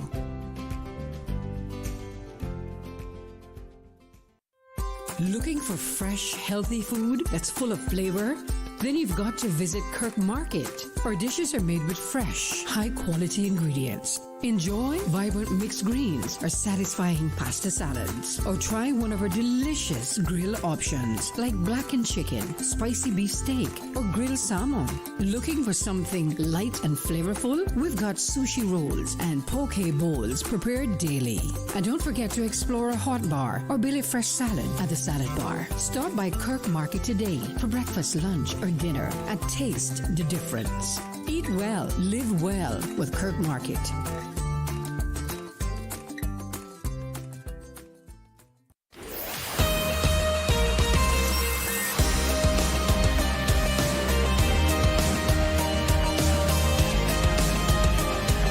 For the Record with ORRETT Connor. Good morning and welcome back to For the Record. My pleasure to have in the studio with me Deputy Speaker of our Parliament and Member of Parliament, Ms. Pearlina McGaw-Lumsden, and Mr. Roy Tatum, who represents in our Parliament the constituency of Red Bay. I have also been asked to send out belated birthday wishes to Mr. James Cyril Parsons Jr., who celebrated a ripe birthday on yesterday, the 16th of September. So, happy belated birthday to Mr. James Cyril Parsons as well. I'm going to turn the mic back over to my guests. For those of you who are just joining us, we're now talking about the Regional Commonwealth Parliamentary Association conference that was held, or meeting that was held in the Bahamas recently, and were attended by both of our panelists here in the studio. And what I think we'll do is we'll go through some information on that. We'll have a conversation on the conference. And if we don't have anything else after, maybe open up the phone lines at that point. But yes, obviously this was the 47th Regional Conference of the Caribbean, Americas and Atlantic region of the Commonwealth Parliamentary Association. And as the Deputy Speaker was mentioning earlier, it was first class. We went as observers, but we were able to actually make and connect with some very good people. I made contact with one individual who was with the opposition in Bermuda, for instance, who I've reached out to, and we can share ideas and have conversations, and commiserate about the life of being in the opposition. but it was hugely successful. The meetings I didn't attend, so as the deputy speaker said, it started with separate smaller conference by the CWP. CWP, will remind me again, is the Commonwealth Women's Parliament. Women's Parliamentarians. Right. So there was a small conference that kicked things off before the larger conference, and topics there included women and aspiring youth in service and democracy, youth and women in regional governance, gender responsive budgeting, an important topic. Make sure that government budgets positively impact women. Gender equality. If you yes, gender equality, but I think more important, if you help women, you're helping the family. Absolutely. You're helping children. Yes. And by helping one, I don't mean handouts. I mean it, in a variety of ways. Empowering women in politics, strategies for establishing an all-women's caucus and engaging non-elected women leaders, and legislative scrutiny from a gender perspective. The empowering women in politics, strategies for establishing an all-women's caucus and engaging with non-elected women was presented by the Honourable Catherine E. Banks-Wilkes, and also by Benita De Patiza, if I'm pronouncing that right, who it doesn't say where she was from, but those were the two individuals who presented that one. And that was the Belize, I think she was from. Yeah. Okay. Yeah. All right. Yeah. And in terms of Belize, the interesting thing, as I spoke to a number of women that were there, I've had several of them mention to me that they did not feel it was right. They thought to have any bespoke requirements for X number of women in Parliament. The ones I spoke to indicated that they thought that might lead people to think that you're just putting women in place. I don't have an issue either way, but I just thought that was interesting to hear coming from some women. Belize, I understand, has a very a successful program that encouraged and has gotten women. We need to look into that some more, even for our own women's arm, to see how that worked. But I wasn't aware that I could attend a women's conference until very late in the day on the last day, I think it was, and at that point I wouldn't have been able to make it back to the hotel and get dressed and get back there in time. So I didn't attend that. But I'll let Pearlina speak about anything that she took away from those. And I think, like I said, one of the key things was the Women's Caucus, which was something that the minister presented, and I'm in total agreement with her. One thing we must note with Women's Caucus is that it crosses party lines, of course. So all of the women have to work collectively, and obviously promote gender equality in things that benefit women to have a voice. So that's something that I did take away when it comes to Women's Caucus. And like I said, I'm in total agreement with her, and we're willing to work on that to push individuals, or try to entice individuals, especially females and young persons, into politics. Another element that this member spoke about was gender responsive budgeting. And I know when I actually heard it, I was like, okay, this is a lot to take in. So I had to research it a bit. But what the whole essence of it is gender equality in response to the different needs of women and men. That's what it is, different groups. And, it's about, for example, women rely so much on public health services, and I don't think people realize that. And to cut certain services is an injustice or disappropriately when it comes to women.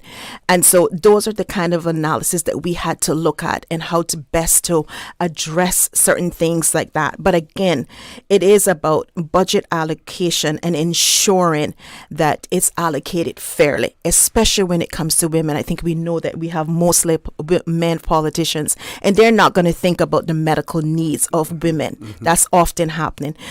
So gender responsive budgeting was extremely important. And the thing is with that is, it's one thing to say that it is, but the most important thing and the fundamental thing was, how do we achieve it? Because most politicians, as we know, are males, and how do we get them to understand that, and for obviously for them to emphasize and to understand the importance of it. And is that basically, giving them scenario and statistics? Is that letting them know that it can touch within their homes in order for them to understand it? Because they just don't. And it's just that simple. So those were things, and accountability and transparency was also important when it comes to gender responsiveness. But it also is holding them accountable. That was also important. So those were the key takeaways when it comes to Women Caucus, a quota when it comes to women in Parliament, of course, and in politics, and trying to be as fair as possible when it comes to the budgeting aspects for genders. What was anything discussed in terms of how do you open up or extend the playing field to allow women to be more active? And I don't expect you to know the answer to this, but it would be curious to know how many of those countries represented there have bicameral legislatures. Because, of course, in most instances, unlike, say, the United States, where you get elected, you must be elected to the Senate. Yes. In many of the Commonwealth jurisdictions, the Senate is appointed. Yes. So it is like Bahamas. Right? Yes. And Bermuda yes, as well. Correct. Jamaica is the same. And it really can serve as a training ground for future politicians, who want to then, transition to elected membership.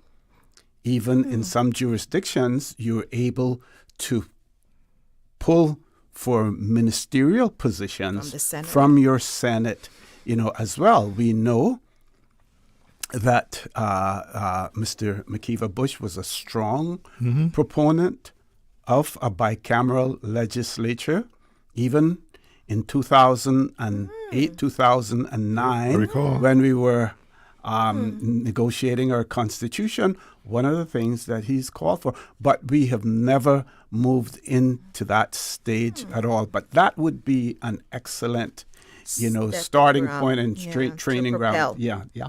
I suspect, OC, that we ourselves, Turks, would have been. I don't think Turks and Caicos has a Senate. They don't. Would be the only ones there who didn't. Bermuda has a Senate. Yes. Bahamas has a Senate. Yes. Trinidad has a Senate. Everybody else there, as far as I can think, Guyana has a Senate. Does St. Lucia have? St. Lucia, I believe, has a Senate as well. We can we can Google that. But majority. The point is, majority are bicameral. And the point you raise is actually a very good one, as my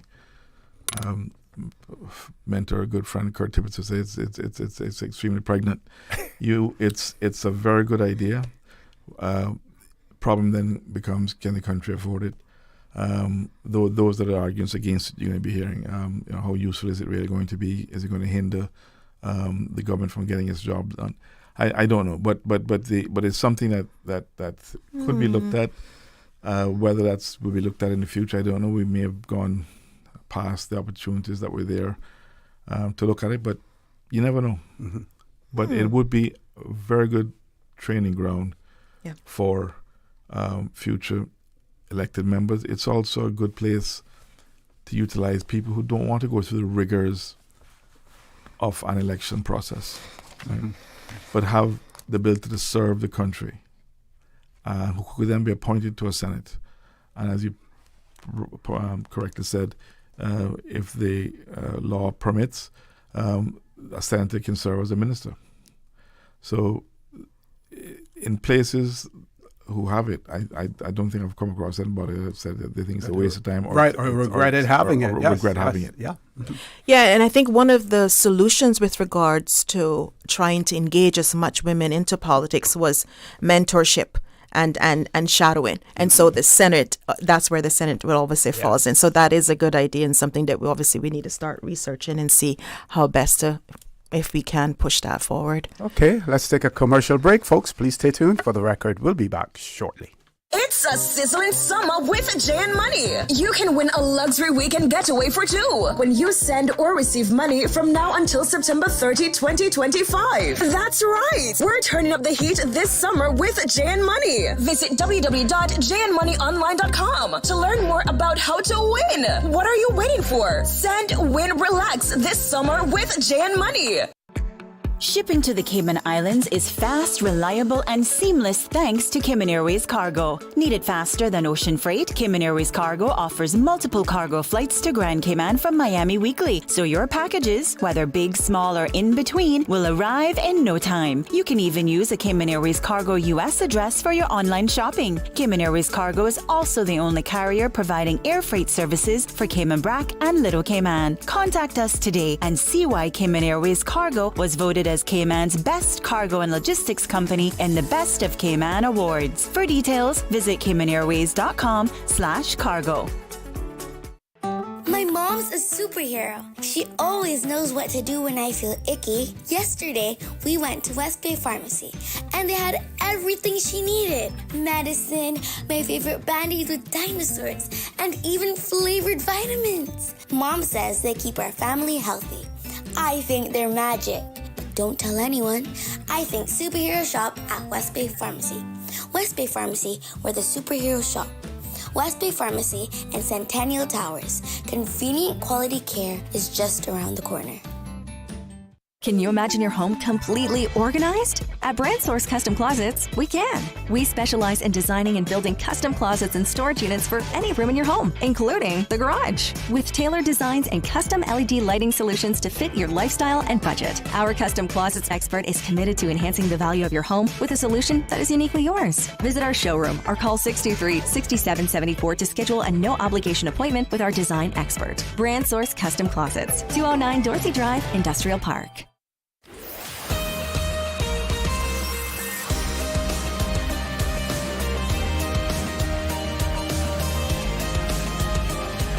For the record, with ORRETT Connor. Good morning and welcome back to For the Record. For those of you who are just joining us in the studio with me, we have the Deputy Speaker of our Parliament and Member of Parliament, Ms. Pearlina McGaw-Lumsden, and Member of Parliament, Mr. Roy Tatum. Before I throw the mic back over to them, we have been asked to send birthday greetings to Emmanuel Richards, wishing him a happy 10th birthday. Birthday greetings are coming from his mom, Rosita, and his sisters, Rianne and Ashanti. So, Emmanuel Richards, 10 years old, happy birthday to you coming from your family. Folks, Happy birthday. Happy birthday. Okay. Yeah. 10, that's a good age. Yeah. Okay, we're still on the CPA conference? Yep, Yes. just to cover off some of the other topics that Sure. that were there. So when the main conference began, topics included regional parliamentary cooperation and coordination to achieving sustainable development goals, separation of powers and independent parliament. One of the presenters was our speaker, Honourable Diazard Miller. The other ones were the Honourable Pia Glover Roll, MP, and she would have been Bahamian. I asked the question when I arrived, what are the common Bahamian names? And they said, if you see Roll, R-O-L-L-E, that's a Bahamian. And the other person was the Honourable Alfred Sayers, MP, also from the Bahamas. Session. The other topics include evaluating the role of parliaments in regional recovery and resilience, inspired by local responses to COVID-19 and climate change. You may recall that because the ability of us to assist each other as a region is hugely important. Some of us have more capacity and ability than others to do so. And we're fortunate in Cayman that we've had that ability over the years.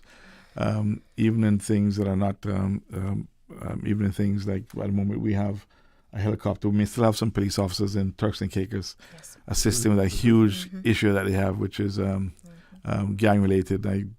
I don't know if it's just local gangs or gangs that were imported from elsewhere with migrants who've come across the border. But we also, with the Hurricane Dorian that hit Bahamas. But I remember flying over along with the Premier and folks from Hazard Management with a plane load of medical supplies to assist them. A team from CUC went as well.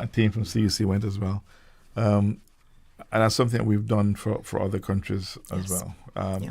When we were hit by Ivan, we had Bermuda, you may recall, send their not Home Guard, I forget what it's called, OC. But they were very, very helpful in helping us with our cleanup efforts. The Bermuda Regiment? Bermuda Regiment. Thank you very much. I had a brain freeze from it. I was going to say guards. Yeah. They were. I remember working alongside some of them. I mean, they did a tremendous amount in helping us with the cleanup efforts and whatnot, which is one of the things I remember at the time. Kurt and Alden at that point saying that would be a good thing for Cayman to have. I'm pleased to say that we now have our own regiment, which when we haven't been hit by a hurricane, thank God, but when other storms have come by, they've been heroes in actually going and getting people out of homes and assisting as well. So the ability for us to I have a colleague of mine sending me as the Bermuda Regiment. Thank you. Thank you for that. Thank God for phones. Thank you for that. We need to do more of that throughout the region. Right? Some of us have more capacity, as I said. More collaboration within the region. Yes. And this is what that topic was about. If you want to. Yeah, and not to add to that, but one of the key topics, or very important topics, was an independent parliament. Mm-hmm. And I've been singing on that for some time, and I think we need, even though we're much further ahead than most jurisdictions, we have to establish a separation of powers. Mm-hmm. And we don't have that. And we know that if we don't have that, it can cause undue influence. Mm-hmm. And that's what we're trying to get to. And I know, go ahead. I think we're actually a long ways down the track with regards to that. The one aspect that I think is still there to look at is more financial independence of the parliament. Mm-hmm. Was there a commonality with the those jurisdictions that are still overseas territories as opposed to the countries that are independent?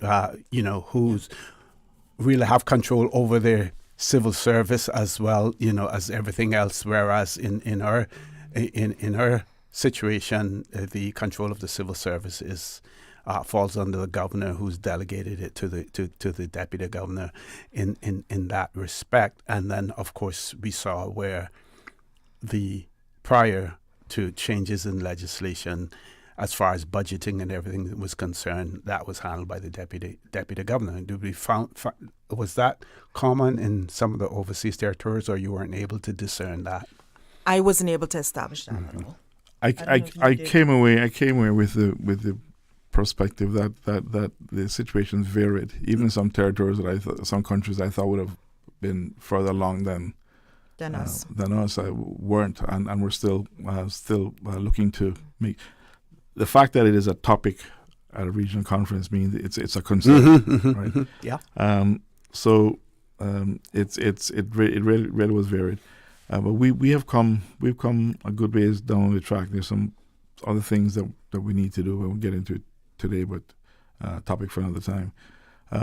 But certainly, in my view, one of the things I think we need to make sure is that we look at is the ability for a parliament not to be stymied. Because you may have an executive deciding to cut a parliament's budget or not to fund particular activities. That the parliament should be independent, but it should be supreme. Yes. The government is the government, but the parliament should have the ability to have a fair bit of say into what it's seeking to do, what it needs funding for. Mm-hmm. Because the government is a part of that parliament as well. Government is part of the parliament. Yeah. But a part of it also is to make sure that the opposition elements. It may not be just one party. Maybe we have one independent member of the opposition at the moment, and we have an opposition party. In some parliaments, you can have 2 or 3 parties in the opposition. So it's just making sure also that the rights of the minority entities and the opposition are provided the resources that they need as well. But yeah, that's a key thing I think we need to look at again is the financial independence or improving the financial independence of the parliament. And it's similar to what we're trying to achieve when it comes to judiciary, because they actually have financial independence from what I can hear. There was a speaker from St. Lucia, interesting character. He I don't know if he was just being devil's advocate for the sake of being it, but he kept arguing that no matter what we may perceive it as parliamentarians, it's right impossible to have an independent parliament. In his view, and he is not. Was he a member of the government in St. Lucia? He's speaker. So the government party. Yeah, I think he. Yeah. No, I can't recall if he was, but I don't think I'm misspeaking when I said his view was that the executive will not. He made some important points. The executive must not encompass, as we have done here, to be quite honest, by absorbing all of their backbench into the work that the executive does. Because then you don't have a backbench. The government doesn't have a backbench that may be able to argue against the executive if it needs to. You see that happening in the UK. Prime Minister Starmer's backbench gets annoyed at particular policies of the government, so they flex their muscles. We have a much smaller parliament here. Maybe that's harder to actually do. But that was one of his concerns. Throughout the region, a lot of the executive have started to grab the backbenches and give them and incorporate them into the running of the country more fully, into the government more fully. And therefore it's hard to have an independent, a pseudo-independent backbench, if that makes sense, at the UOC. Serving in his 12th term in office, so he is elected. Well, I know he was elected, but I don't know if he's a member of the governing party or not, or if he's in opposition. The Speaker of Bermuda, for instance, is in the opposition. Is in opposition. Right. So like me. So, you have anything else on the conference you want to mention, Pearlina? That was most of it. I think we covered most of it. Like I said, again, it was quite rewarding to be there, and this is my first. I hope that it isn't my last one. But of course, any MPs that obviously have the opportunity to attend these, even if you just come away from the fact that you have network, that's key and crucial when it comes to the future of your life in politics. But again, it was insightful, educational, and I left there feeling quite rewarded and empowered when it came to Bahamas. Yeah, we learned a lot, met some interesting people, had some interesting conversation. It just helps in our growth as parliamentarians. Okay. It does. Is that held biannually or annually? Annually. Yeah, annually. Okay. Yes, okay. yes, annually. Excellent. Yeah. It's the 4th, 7th. It's just the 4th of Read, but I think it is annual. And I think while we were there, they were trying to identify where would the 48th one be. So that's what they're trying to establish right now. But it is an annual. I believe we hosted one in the Cayman Islands. We have. Before. We did. Yeah. When Sir Alan was Premier, I do recall. I do recall that. One last thing before we leave this, though, there was an opportunity presented itself for the Cayman Islands. The CPA's International, what's it called? International Commonwealth Women Parliamentarians. Women's Parliamentarians, an international body. There was a spot open up on that. The member from Antigua and Barbuda. Yeah, right. Was nominated previously to be the regional representative on that body. Okay. And for whatever reason, she withdrew.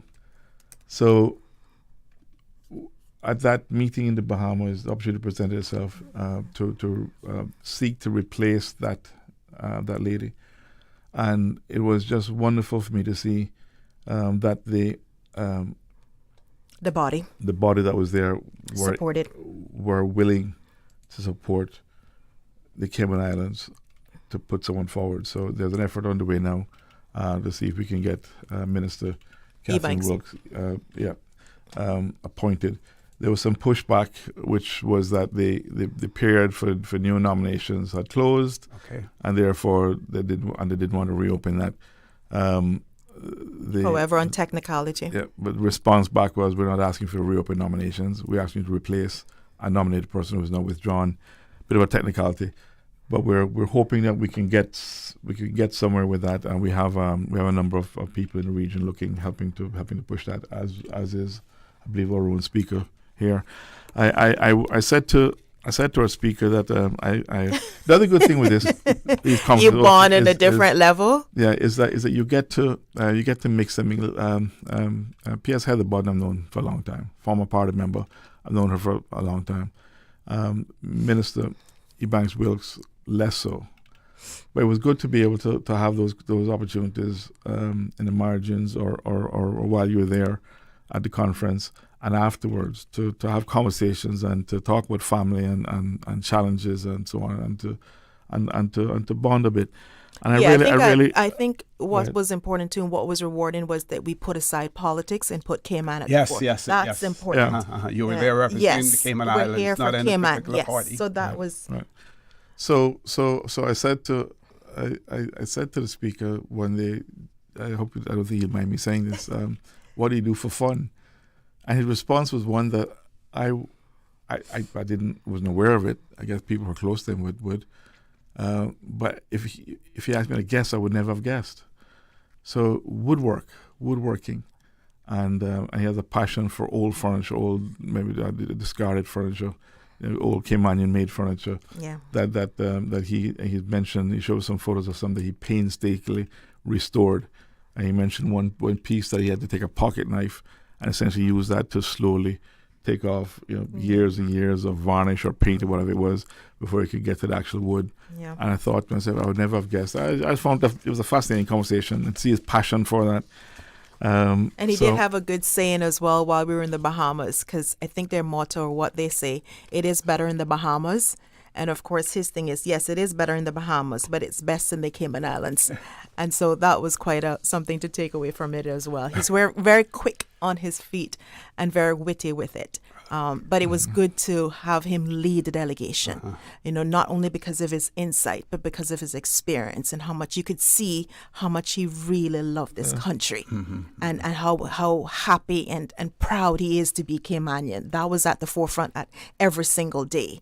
And just the way that he handled himself when it came to trying to gather votes for the honorable and try to push her forward, and just his support for women as well in general was quite nice to see, to be honest. But he was stellar in leading the delegation. I was really great or honored to be part of by his side, for sure. Excellent. Have to go to a commercial break. Gone a little bit over. Not a problem. Please stay tuned for the record.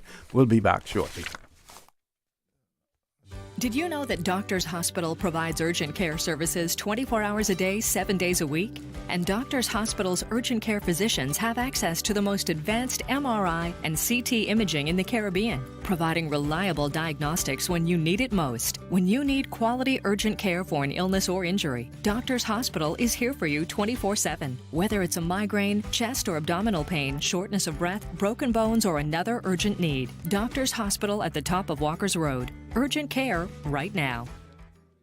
When a hurricane hits, unexpected costs can add up fast. Homeowners are usually out of pocket for these costs to get supplies or make minor repairs.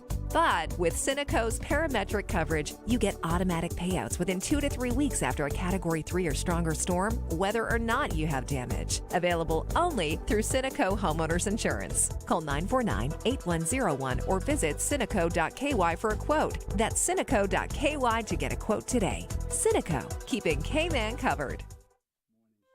Looking for fresh, healthy food that's full of flavor? Then you've got to visit Kirk Market. Our dishes are made with fresh, high-quality ingredients. Enjoy vibrant mixed greens or satisfying pasta salads. Or try one of our delicious grill options like blackened chicken, spicy beef steak, or grilled salmon.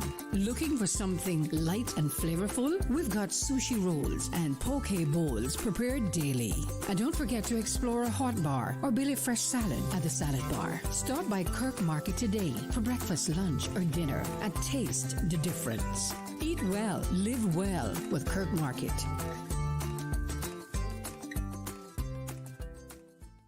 At Kirk's Home Center, we can make your life much better. We got it all together. We got a great deal in store for you. From cookware to stereos, from power tools to plumbing supplies. Yeah, we got the best goods with the best price and a service to make you smile. Kirk's Home Center, we got a great deal in store for you. Shipping to the Cayman Islands is fast, reliable, and seamless thanks to Cayman Airways Cargo. Need it faster than ocean freight? Cayman Airways Cargo offers multiple cargo flights to Grand Cayman from Miami weekly, so your packages, whether big, small, or in between, will arrive in no time. You can even use a Cayman Airways Cargo US address for your online shopping. Cayman Airways Cargo is also the only carrier providing air freight services for Cayman Brac and Little Cayman. Contact us today and see why Cayman Airways Cargo was voted as Cayman's best cargo and logistics company in the Best of Cayman Awards. For details, visit CaymanAirways.com/cargo.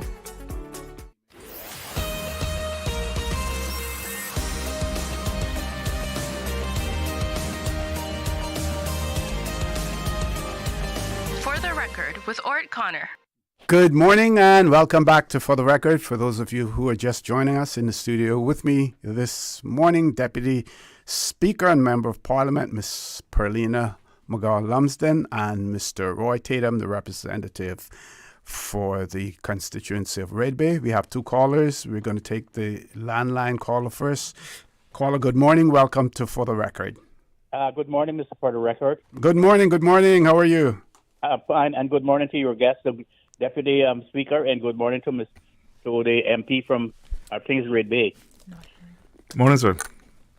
I would like to make two comments about the conversation this morning. Sure. One of the comments that I would like to make is that I think you said that the Parliament should be supreme. I did. I think that was one of the comments you just made. I did. How are you going to come about that? Well, are you going to be referring to the fact that we're subservient to? Well, sorry, we'll see that might whatever change you just did. Okay. What we have is not a parliament. We have a legislature. Parliament. Our legislature is a subordinate body. I'm good. Our legislature is a subordinate body. But it cannot be supreme unless you do the other step, which Caymanians refuse to do or to talk about, or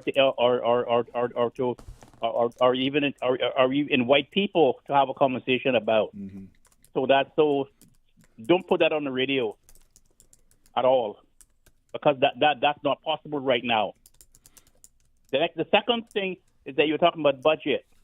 I would like to ask both of you, do you know how much the government budgets per year to help indigent people in Cayman? I can't remember them offhand, no. It's $75 million a year. Mm-hmm. Mm-hmm. Come on. And do you know how many families the government takes care of? 2,000? 1,700 families. Around 2,000, yeah. And 1,700 families, and you can average each family about 3 or 4 people, or even 4 or 5 people, and you can see how many people the government has to budget every year to help pay their light bill, to pay groceries, to pay all of these things for them. Meanwhile, we have 40,000 work permits and asking for more. Can you help us of how you think you can solve that problem as the opposition in waiting? So what I'm trying to understand is well, let me ask this: what's the problem you're looking at solving? Because you were asking about how many people that the government is assisting. Is that reference to my comment earlier on with the fact that we have an aging population and there's going to be a need for more assistance? But you said budgeting.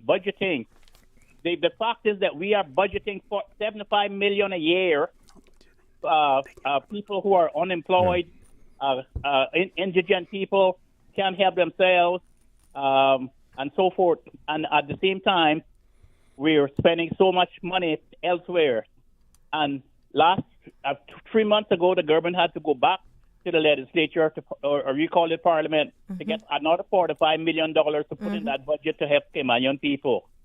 I would like to know: do you support the government and any of those matters, or do you are against the government and continuing to spend $75 million per year? And people are getting older, and young people are not being employed, and the government now has a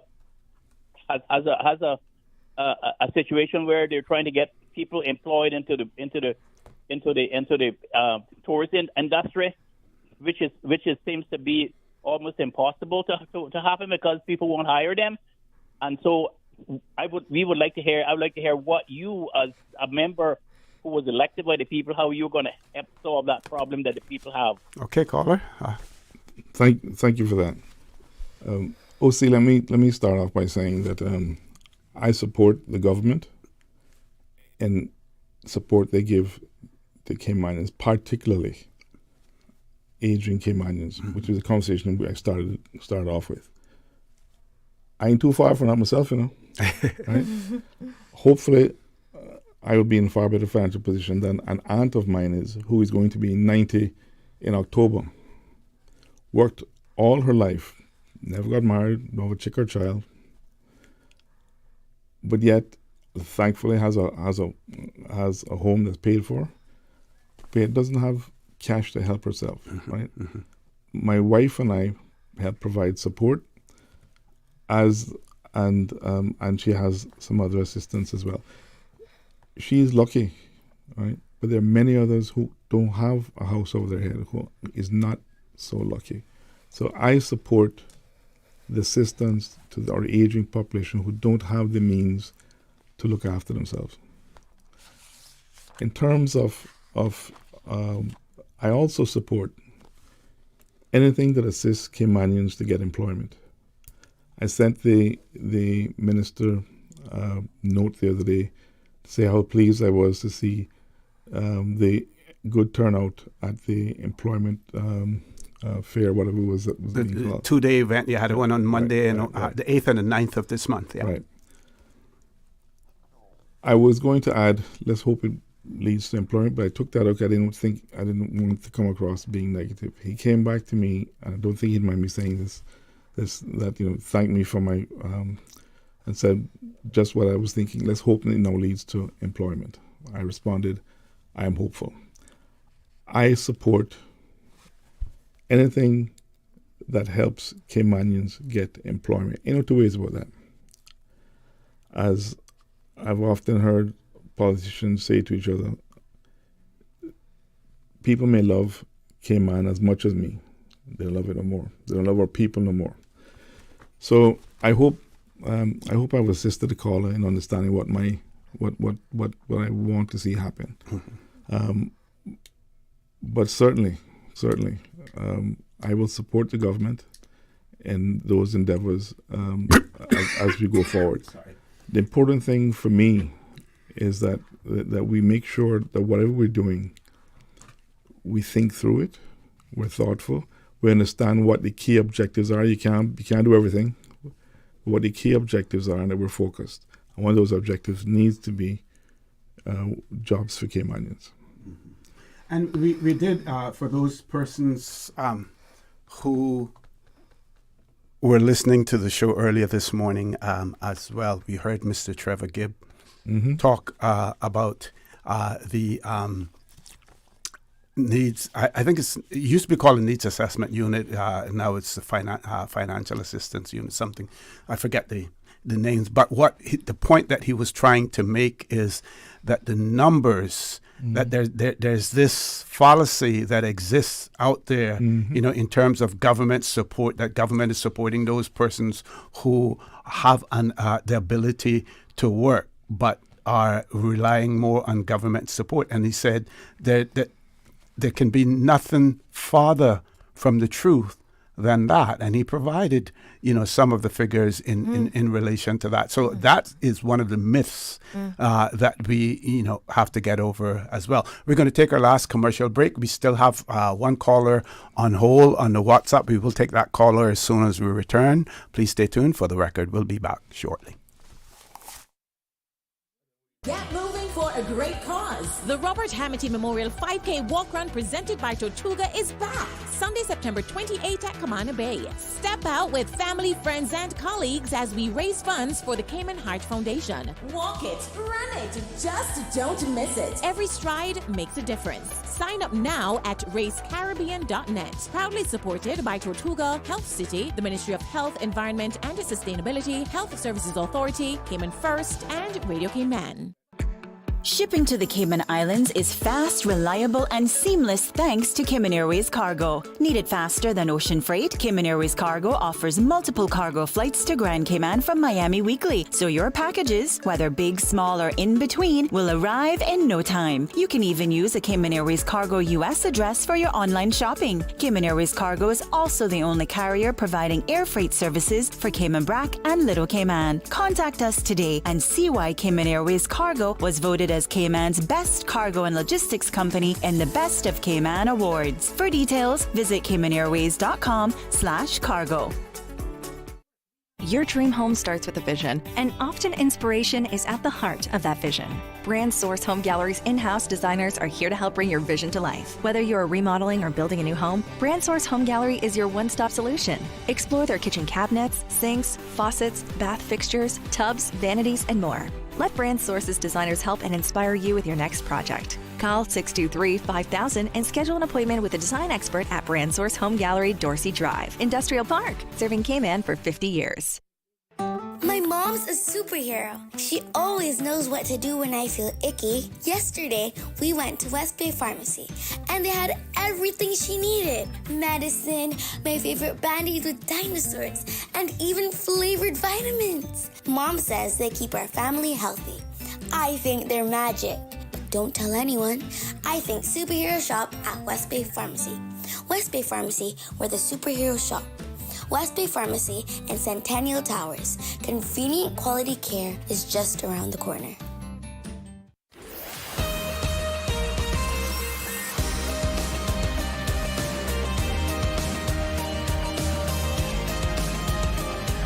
For the record, with ORRETT Connor.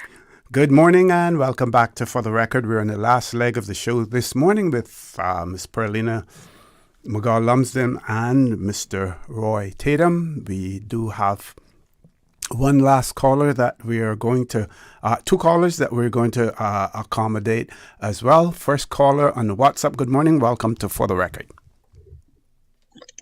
Good morning, Mr. Arthur. Good morning, sir. Good morning.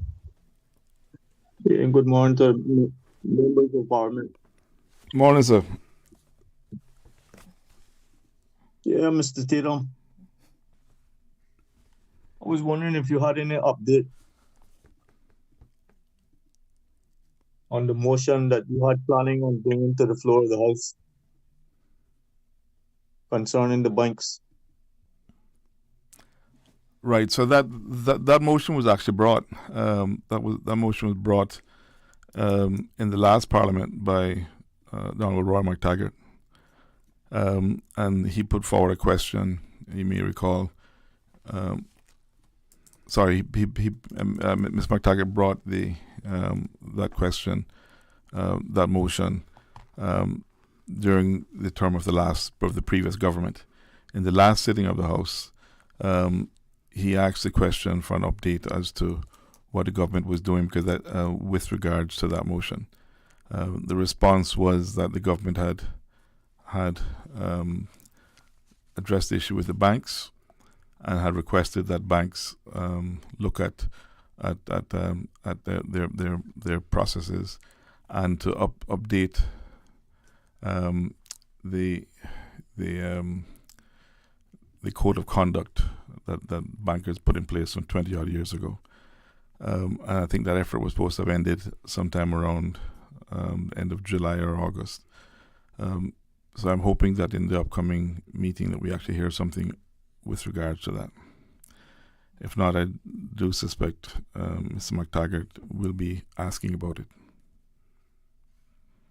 So, so stay tuned to see what has happened, if anything at all. Yeah, this motion is very important for our young people, Mr. Tatum. It's important for young and old and in between. I agree with you.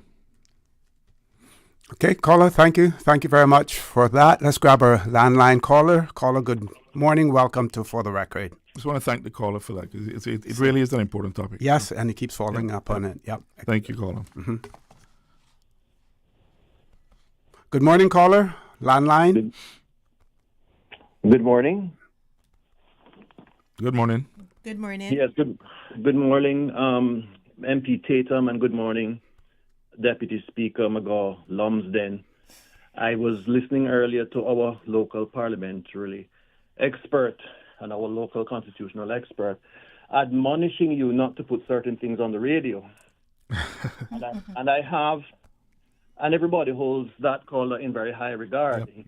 I certainly do. Yeah. And so do I. And he's one of the most senior members of the Cayman Islands Bar. He's not the most senior. Mm-hmm. And I was wondering, how does Mr. Expert, I'm not going to, he didn't name himself, but how does Mr. Expert reconcile his assertion that that we don't have a parliament with Section 3 of the Cayman Islands Constitutional Amendment Order 2020, which reads that wherever in the Constitution the word legislative assembly or assembly occur, that the word parliament should be substituted.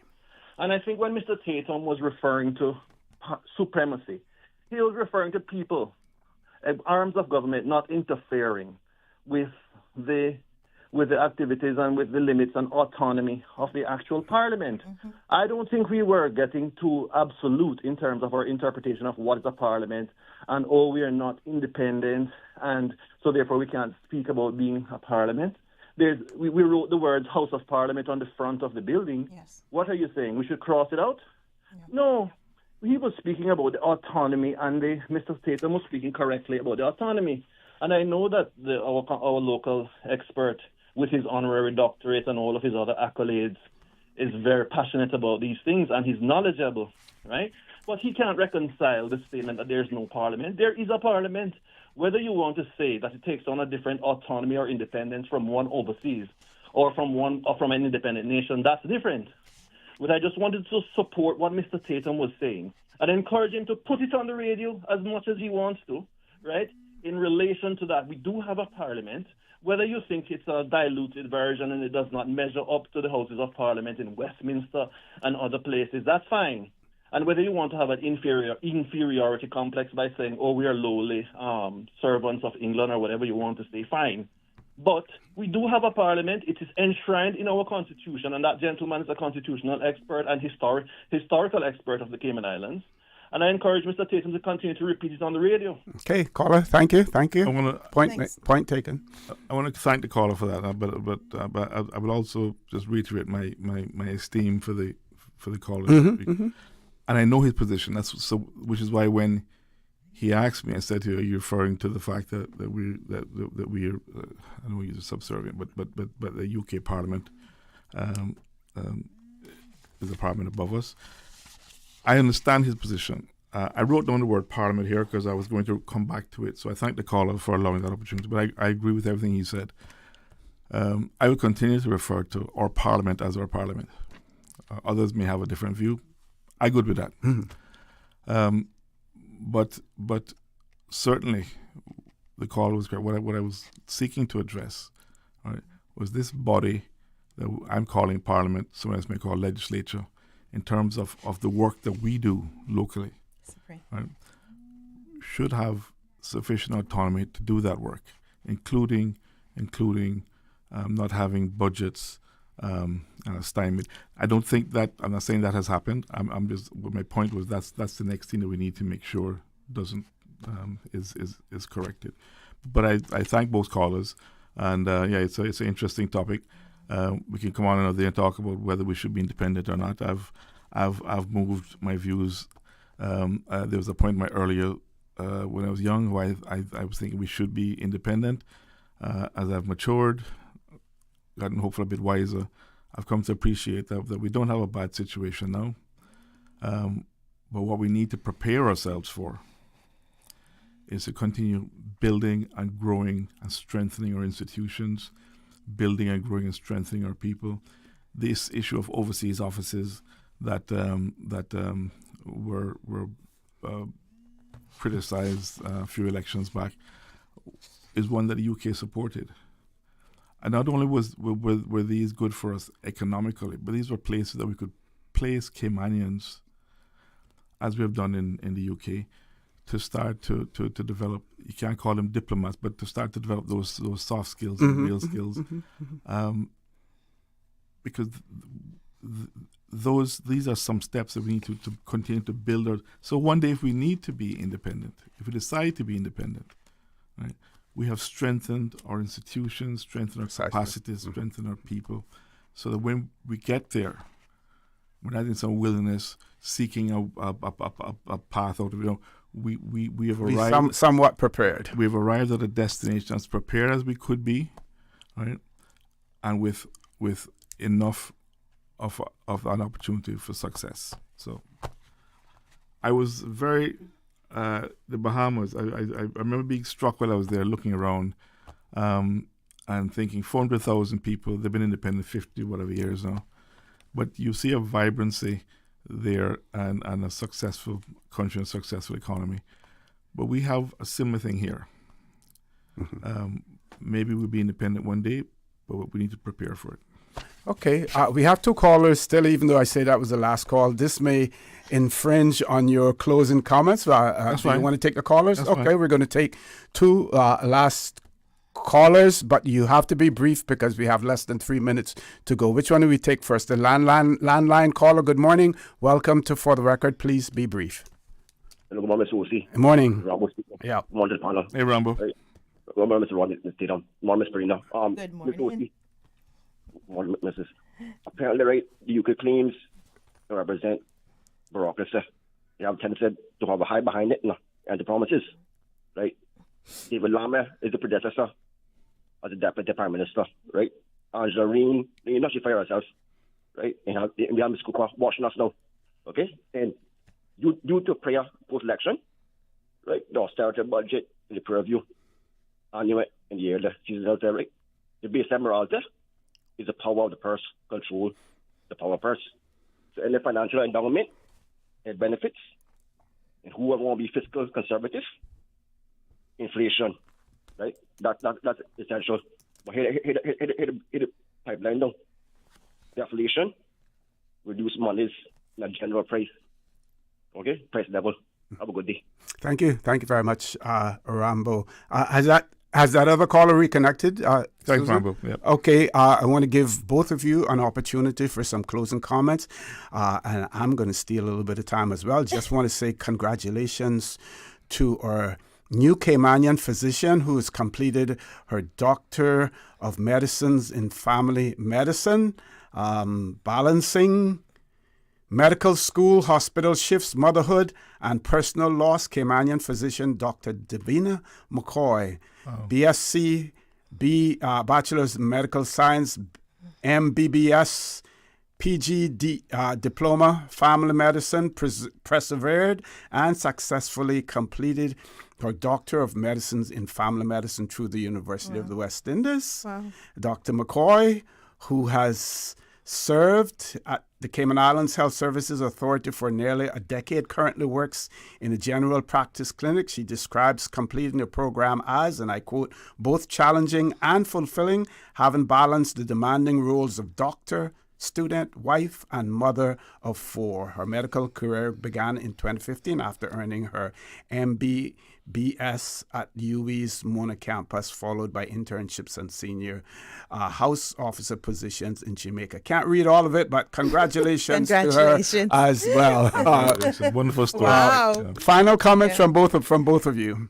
My final comments is thank you so much for having us once again, and to all the callers. It's so actually, refreshing to hear so many different opinions and ideas and questions, because it provokes us also to be more research. We're not going to have all the answers. We won't have all the answers, and there's never a time we're all going to agree. But to have these healthy debates and these questions, and for us to answer and given this opportunity, one doesn't go unnoticed, to be honest, because it's a time for us to learn as well. We will not have all the answers. We try our best, but we won't. But I'm just happy for all of the healthy debates and questions that are posed, and to have such callers engage in such questions and such in forums. A civil manner. In a civil manner. Yes, That's yes, the yes, most yes. important thing. It really is refreshing to my soul. So thank you to all of the callers. Thank you, OC, for having us once again. And I'm wishing everybody in the Cayman Islands a good and prosperous day. Okay. I'll just close by doing what I should have done at the start, which is to shout out to my Red Bay constituents. And wonderful day to everybody, and looking forward to being back on and talking with you some more. So thanks, OC. Okay, and no indication yet as to what date Parliament will be meeting. Some tentative dates, but nothing firm as yet, so I don't want to say. Nothing firm that was yet. Okay, I want to thank you for making yourselves available, as well. We know that our listeners, they appreciate when the phone lines are open. We can't always keep them open as long as we would like to, because there are times when you have a message, very important message that you want to get across.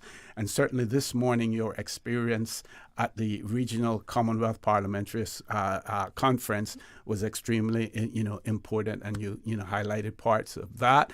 And you spoke not only of your experience, but, those on the opposite side of the aisle, or the gentleman in the middle, separating both sides of the aisle, yes. Our Honorable Speaker as well spoke highly of all of them, and thank you very much. And before you go, sorry, I'll steal 2 seconds.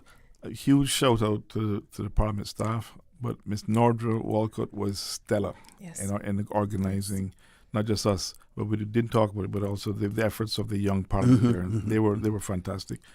So shout out to Nordra and to all the staff there. They really do a heck of a job to keep us on track and make sure we can do the work that we do. And we're very appreciative. Okay, folks, I welcome you to join Mr. Charles Glidden Charlo at 12:15 for Talk Today. And as usual, we ask the good Lord to continue to bless these 3 beautiful, wonderful Cayman Islands. For the Record, proudly brought to you by Brand Source Home Gallery, inspiring luxury. Doctor's Hospital, peace of mind is important when life happens. Doctor's Hospital, always there for you. Call 949-6066. And Cayman Airways, call them on 949-2311 to book your nonstop flights to Los Angeles and Panama. Kirk Market, experience a world of choice. JN Money, from abroad to Yad. And Cineco, keeping Cayman covered. Since 1976. Covering Grand Cayman, no Cayman, Cayman right. One small step for man, one giant leap for mankind. Radio Cayman.